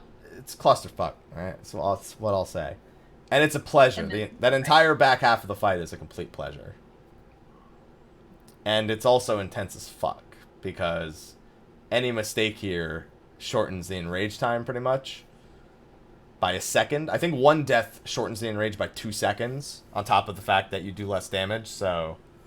Oh, like that's an actual mechanic? Well, so he's got ultimate ether here, and it goes up by 4 every time someone dies, so you need Once to... it reaches a certain point, it's enraged? Citadel, the name of the enraged, Citadel Siege, casts at 100. Okay. So every time people die, it kind of, Cool. yeah, it very much is asking people to be as perfect as possible. Yeah. I really like those mechanics because of exactly what you just said. It makes you earn it. It makes it clean, or else you don't win. Yeah, it's not like in my ultimate coil clear, you know what happened? The tank got killed by a flatten right before Grand Octet. And then we all got flare breath. And one healer survived, and healer LB3 does, and that was the pull we killed it. Oh. That won't happen here. If Right, that happens die. here, you've lost. I guarantee it. So you will not have those situations where you had this miracle return and everything's great. It won't happen. You're gonna die. It's everything. Your hopes and dreams are gone, and everything's ruined. I embrace. Way to I'll sell embrace this to that. me, Happy. Oh yeah, it's a lot of fun, Sly. Thanks. I've been enjoying it a lot. Feel I'm good just about letting you myself. know, don't fuck up. That's all I'm saying. Just if you don't get hit by the boss, you'll win. You know, that's it. Yeah, just don't get hit. Yeah, just don't get hit. It's easy.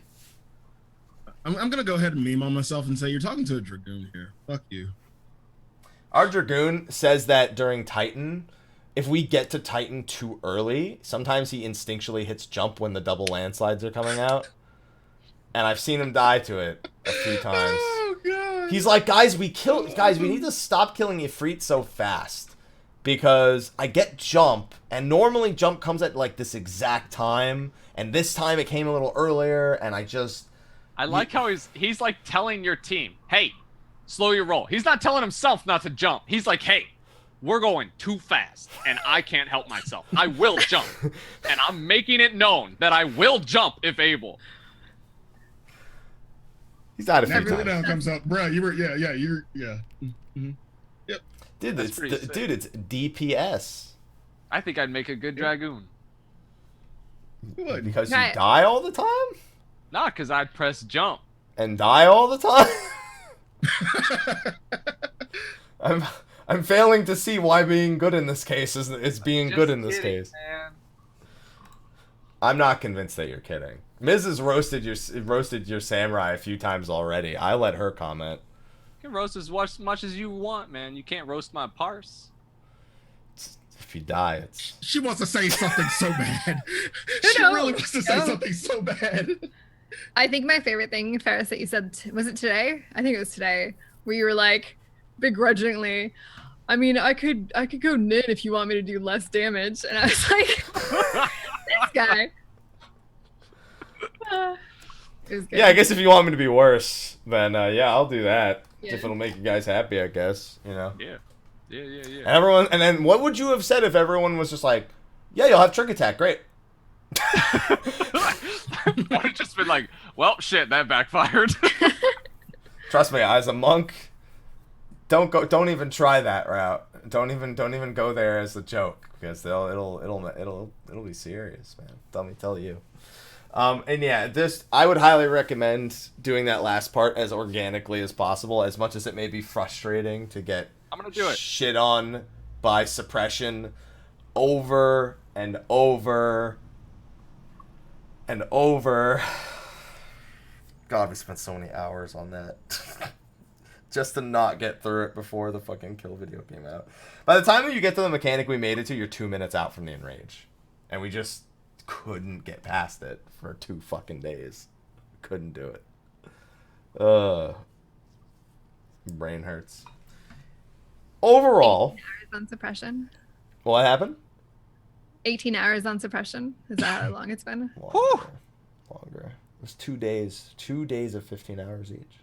Whoa, 30? Plus 4 from yesterday.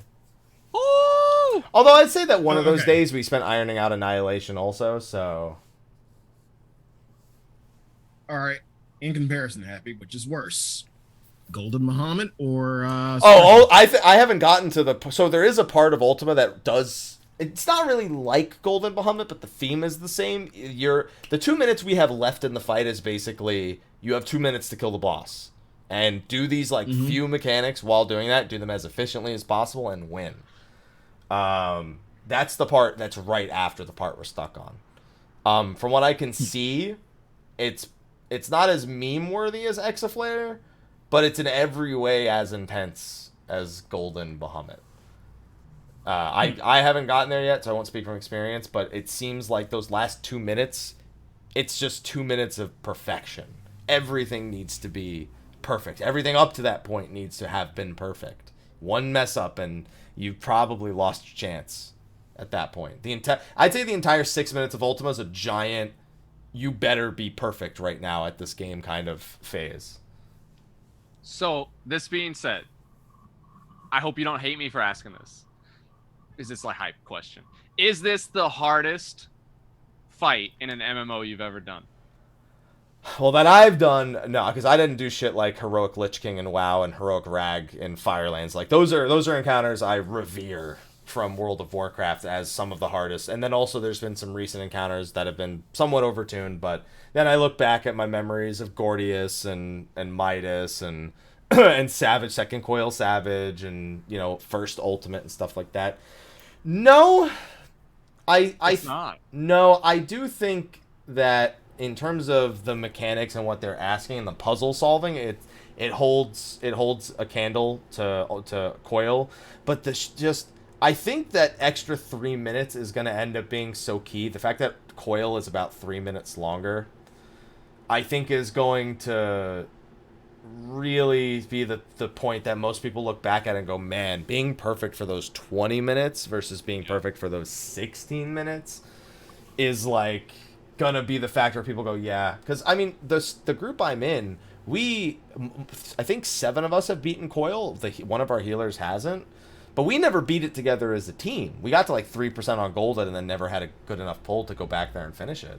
And yet we're going through this one fresh without any previous knowledge, like doing it blind until now. They're just kill videos, and we moved through it, I feel like, at a good pace. Like, we're in the last 2 minutes of the encounter. We just have to make sure we do a clean suppression, and then we can finish up the last part. So, I feel like Coil, just from sheer stamina, probably pushed me a little further than this has so far.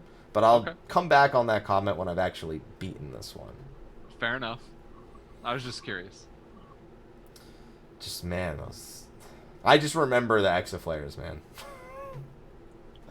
I just remember the Exaflares. Either way, I think that what they've done with this ultimate is they've actually made a new ultimate encounter that does not just make me look back at the old one and go, well, you know, it's like that. You know how everything in 14 is systematic and, you know, you can kind of predict the way it's going to...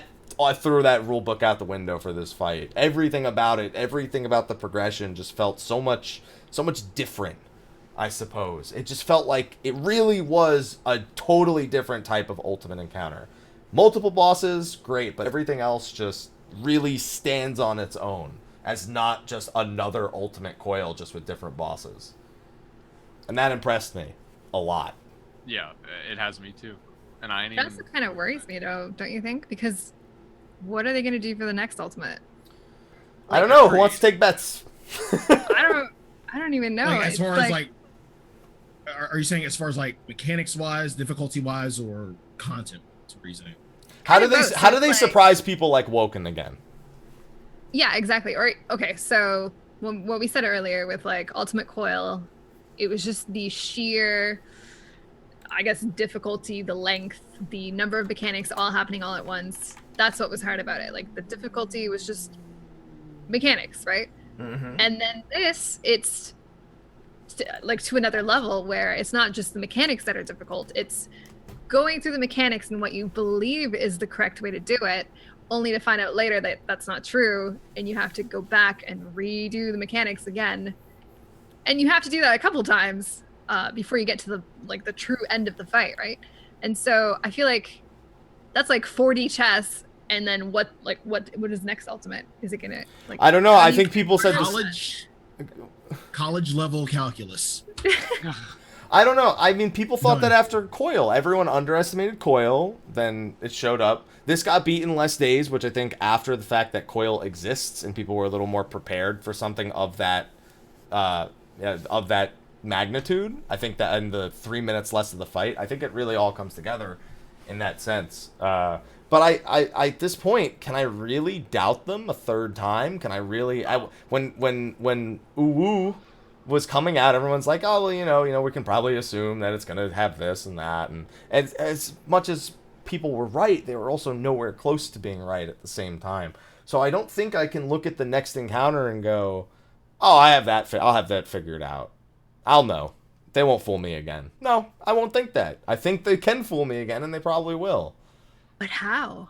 That's their job. Yeah, the ultimate question. I get it. I feel like we're gonna get some alternate timeline stuff, where if it's like it might be a major storyline, trial or primal, and it'll be like what it would have been like if. That's kind of what this is. This is pretty much like what if they were full powered primals that Ultimate Weapon absorbed kind of thing. Yeah, so take that and take it into like what if Estinian teamed up with blank, or they did some crazy split and you fought them both at once, or something crazy like that. I wouldn't be surprised to like have a phase in like a Nidhogg Ultimate where you're actually inside of Estinian's thoughts, like kind of like with their latest primal and the battle between Estinian and Nidhogg on the inside. Like shit like that wouldn't surprise me to go like that extra mile. And I think they'll continue to surprise. I think at this point there's no more doubting Ultimate. There's eventually going to be one that probably falls a little shorter than the rest in terms of expectation. It's bound to happen eventually, but I have no doubt that they will show up. And Sly, I know you're looking at the clock because the Sony conference is in 20 minutes, so don't worry. No.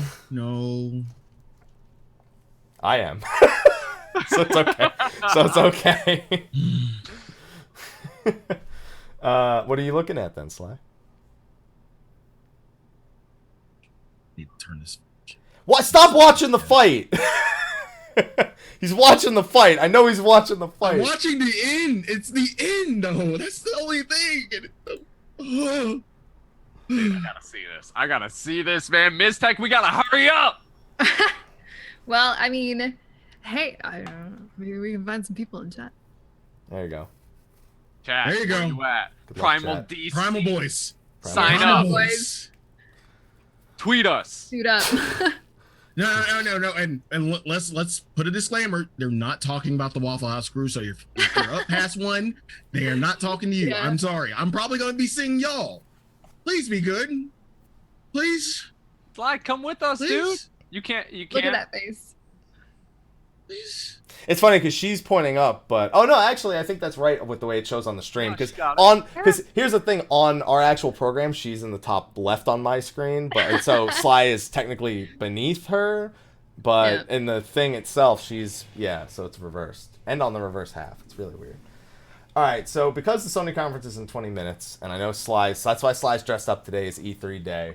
We have one last thing, and then I'll do the sponsor list, and then with like a few minutes left, you can get ready for that, Sly. I'll do the same, and we'll be good. Got it?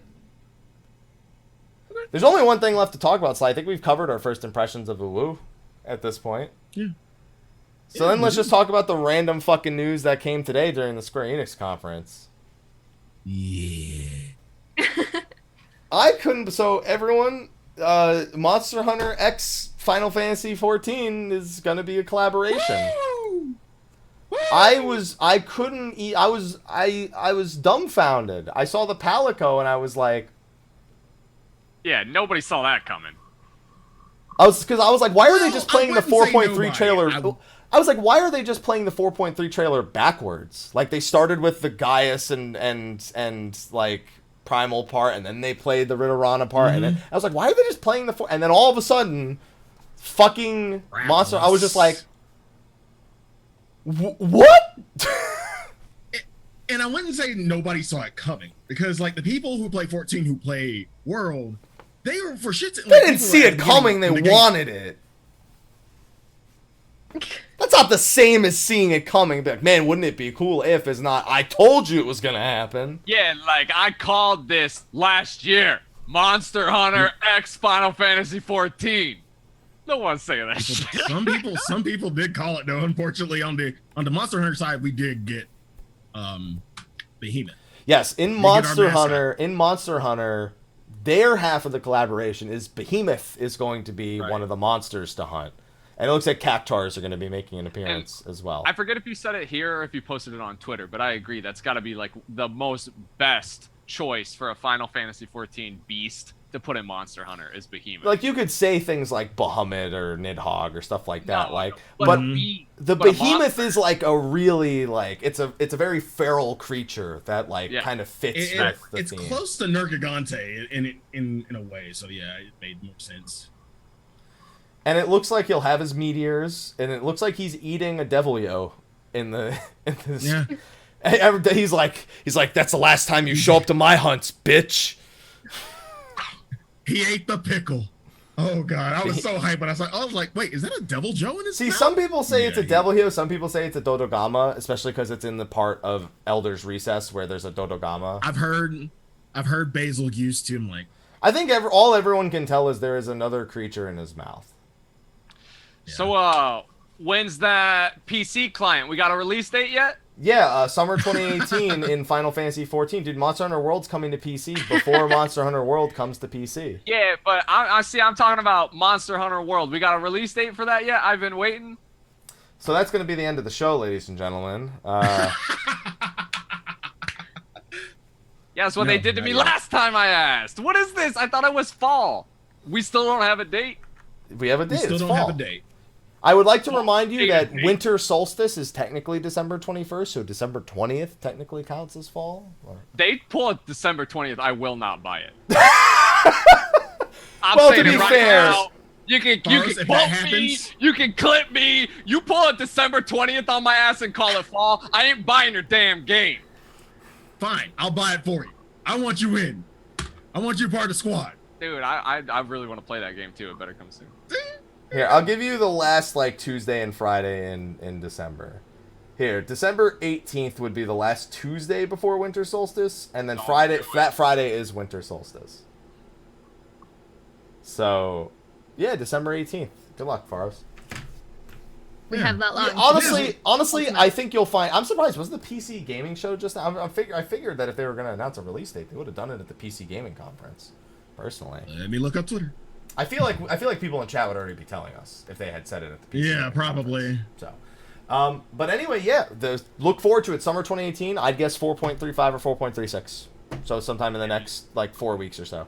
At least I get to do it in Eorzea.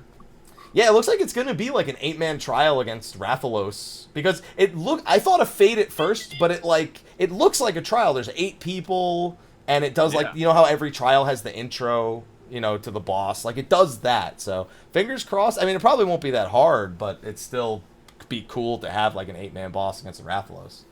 And it looks like it takes place in Bardam's Metal also. Am I online? Yeah. Are you on the Monster Hunter train? Have you gotten? So I have it on PlayStation 4, but I never got crazy into it. Something came up that was distracting me. I just don't remember what it was. Yeah, your PC games. Just say it like it is. Maybe. He's not lying. Honestly, I think it was wrong. when we decided to restart our Ultimate Coil, so that basically ate up all of our time. Yeah. But I still have. It's there. It's also true that you need to be level 70 to do the collaboration. It's funny because they have a step-by-step process, and it says Step 1, purchase Final Fantasy XIV. Step 2, get to level 70. And complete the main story quest named Stormblood. It's pretty funny. Oh, man. That would have been a good opportunity, though, to try to put in... the jump potion. No. That's also, please buy a jump potion to skip so 60. if you want to do it faster, $19.99. But it would have been a good opportunity for them, I think, to put in a compelling low-level content, because I feel like they need. This is something I talk about a lot, but I feel like they could use something compelling to do within the free trial range of the account to try to. That would be fucking nuts to fight a Rathalos in the free trial range. I'm saying, right? So that give people a feel this is what this game's about, rather than typical level 35 stuff. Yeah, we have no abilities at that level, don't you think? Imagine level 20 fighting something really epic. Would it really do it justice? Yeah, we fight it for it. Two buttons to press? It would do it more justice than what we got right now. There you go. I think so. And they'd also die. But anyway, we got that Sony conference in 11 minutes, it looks like, according to my phone. So what do you say we wrap this up? Because I know Slyh and me, at least, are really on edge about that. We really want to see that. I got dinner plans afterwards, too, so I'm ready to go. So it's been an excellent show. It's been a highly entertaining and hilarious show, I feel. So I want to thank our guests. I'm going to do our guest sign-offs first, and then I'll do the sponsor list read-off. So, since we haven't had her on in quite some time, why don't we have Ms. do her sign-off first. Ms., tell everyone where they can find you at. Oh gosh, that's a huge mistake. You can find me at twitch.tv/MTQcapture, youtube.com/MTQcapture, and twitter.com/ Wait, is that how that works? Don't mess this up. Twitter.com, yes. At MTQcapture, there we go. Oh, the pressure. She did it. I did it. Yes. She did it. All right. Oh, and also on Primal Party Finder. I'm there every day. Calm down. That's not how an honorable samurai would act. What do you mean? What was I supposed to do? I don't know. Do something an honorable samurai would do. Oh, Eastern Bow. Yes. Hey, I'm on. Hey. So, happy Slyh, thanks for having me on again. Mizzteq, thanks for coming on with me. This show's the best. Guys, if you don't already know me, my name is Fahros. I stream 6 days a week, 11 a.m. to 6 p.m. Central Time. One day on the weekends, it's normally Sundays. I'd love to see you by. I main Samurai. That's why there's memes. So if the stream's good, I'd like to see you guys there. I'm currently doing Ultimate Party Finder with the lovely lady you just saw on, Mizzteq. And we're doing good. We're on Titan. We'd love to see you come by. If you want to hit us up for some daytime Party Finder shenanigans, tweet us, add us, and we'll talk. We'd love to see you there. Thanks, guys. All right, and then, of course, the man dressed for the occasion, Slyh, a.k.a. Greyfox. Tell me where you can find you, my boy, Blue. You can find me at twitch.tv/Slyh, aka Greyfox. You can find me on Instagram at Slyh, aka Greyfox07. You can find me on Twitter at Slythefox. YouTube, youtube.com/The Velvet Room. Facebook at Slyakagreyfox, and you can find me on Primal through 1 a.m. At the Waffle House. At the Waffle House. What do you order at the Waffle House? Hash browns, obviously. That's yeah. see? You get the triple hash browns, and you get the Texas cheesesteak. Yeah, with bacon. Get that shit with bacon. I'm proud of you. Yeah. I'm proud of you. Yo, Happy. Yeah? I forgot to say something. Okay. Can I go full screen? Yeah, you're full screen right now. Yo, I just want to say, like, I got a Twitter and stuff too. Like, everybody's talking about their Twitter and stuff. I just want to say, Twitter @ Fahros. I just want to say, like, @Fahros, Fahros. You want to follow me? Like, that's cool too. Thanks. It sounded like he was gonna get real sentimental for a second. He's like, yeah, sorry, I just fucking forgot this one thing. Yeah. He's like, bring it in, everybody. Twitter @Fahros. Yeah. Thanks, dudes. All right, and I'll do the last sign off before I thank the sponsors. Yeah, Slyh was gonna lead into me, and I took over. So he's like, and I was just like, don't worry, I'm already talking Slyh. We're on the clock right here. I gotta go. So anyway, hello, Mr. Happy 127, Twitter, Twitch, Facebook, YouTube, Instagram. Just Google it. You'll find all the other stuff. There's the channels and all the stuff. We got Sony conference coming up, so we're trying to get through this real quick. So I'm gonna go do the sponsor list right now and just fucking find me somewhere. I don't care. I don't matter.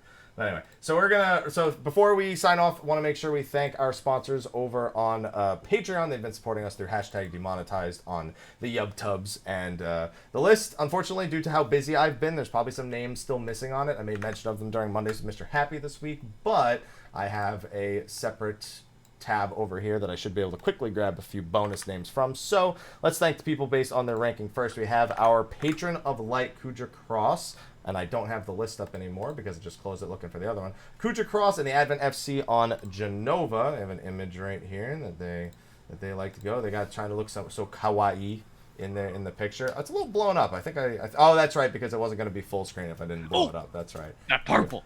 Yeah, he's a samurai, Fahros. Hey. I've seen him pull aggro a few times in the Duty Finder. Okay, I mean he needs to use diversion. He is using diversion. That's the thing. That's the beauty of it. He's doing you proud. He's doing diversion and still pulling aggro off those non-tank. He's like, oh, I'll make you respect the tank stance. Oof, that's something serious. There you go. That's something serious right there. So you and him get along real good. Let's chat. Yeah, I like it. Then we also have all of our other sponsors. We have our standard sponsors. We have Dom Asukawake from the Jenova server, Lamilia Nella of Midgard Stormer, Serren the Avalanche family on Malboro, Janua Yatsu, Narek of the Clan Vizsla, Kifka and the Great Eagles on Exodus, Darkgraver, Kadeyoshi from Khuja, Skia Symphonia from Ragnarok, Rah Xephon from Exodus, Rylanator, Westaur, the Purple Warrior, Eadric Redsteele, Lexxie Valentine, Mantaru the Rivivus FC from Zodiark, Sour Cream and Tribes, Rynoet Chikara, Goetia, Valefar of Siren, Hersh, Fersh, Faerie, Phoenix Down FC on Goblin, and Serren from Zodiark. Let's have our premium sponsors. We have Starla on Corolla. We have Sathal, Sarah Frost from Behemoth. You guys all represent that. I know that. Diablo, Holy Tabasco, Red Thorn Asura, Kernai Oni, Askenhawk from Shiva, Oscar, Crash015, Mustang, the Serenity FC on Ultros, Cat Kazuma, Serial Care, and the Reckless Tea Party on Cactar, Ignis Fairgun from the Diablo server, Bluster of Famfrit, Noct Cordis from Excalibur, Corvus Moonscar, Private Mikey, Spike, Nighting Kirasami, Rudy Rudiger, Tin Colossus, Killer Hackman, Rawl Jr., Ramil Gaming, Killtastic Jones, and on top of that, we have some unclassified ones that I haven't been able to add to the list just yet. We have, let's see, let me make sure I get this one correct. We have Kano Uzuki on the Jenova server. We have Corey. We have the Sabo Empire. We also have one last one that's not on the list. This is going to be Shadow Link on the Tonberry server. So thank you to all of our sponsors. I'm breathing again, I promise. Damn, that's a list. Did you breathe at all the entire time? I think I don't think he did. That was impressive. You could have called the Belmont Steak stuff. Dude, I do rap god all the time. Someone love you, some name what I gotta do get it through soon. I messed that one. Through you, rubbish, anything you say, ricochet off of me, and I'll be. Yeah, there you go. You just gotta rap god the whole thing. There you go. Yeah. So we should make a song. We should make a. We should make a song. You talk about going content on the next level, Hap. I think we got something there. You got the lyrics, I got the beat. I literally stole those lyrics from Eminem, so I don't know. I got the what? Can you do a dance? I did hip hop dancing in high school. What? Yeah, no, I did hip hop dancing in high school. Okay, you can dance too. Mizzteq, you do the lyrics, Happy will dance, and I'll do the beat. If I do the lyrics, it's just gonna be like pun after pun. You okay with that? That's fine. That's pretty much rap nowadays anyway. So. You gotta be quick. That's pretty much rap nowadays anyway, so you good. Hap was pretty quick when he was just doing it. Hap, can you do that one more time? I can do the rap. I can do the Rise rap real quick instead. Yeah. 30,000 goblins go solve the goblins' problem because the problems of the goblins going right to your solve. Yeah, the 30,000 goblins go solve the goblins' problems with a boom, smash, crack, crack, crack, kind of chaos. There you go. All right.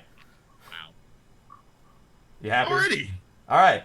On that note, now that we've got our way through this, the Sony conference starts in 5 minutes. So I'm going to let all three of you go live your lives. Thank you again for joining us this week. We'll see you on Thursday this week. I don't know who our guests are yet, Slyh, but we'll be talking about the live letter.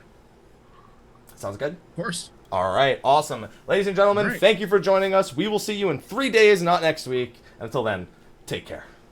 Take care. Later. Bye. Done. All right. I like it. It was a good show, boys and girls. Yes, Thank it you. was. Excellent. Thank you so much for, on such short notice, joining. I asked them just yesterday. Thank you.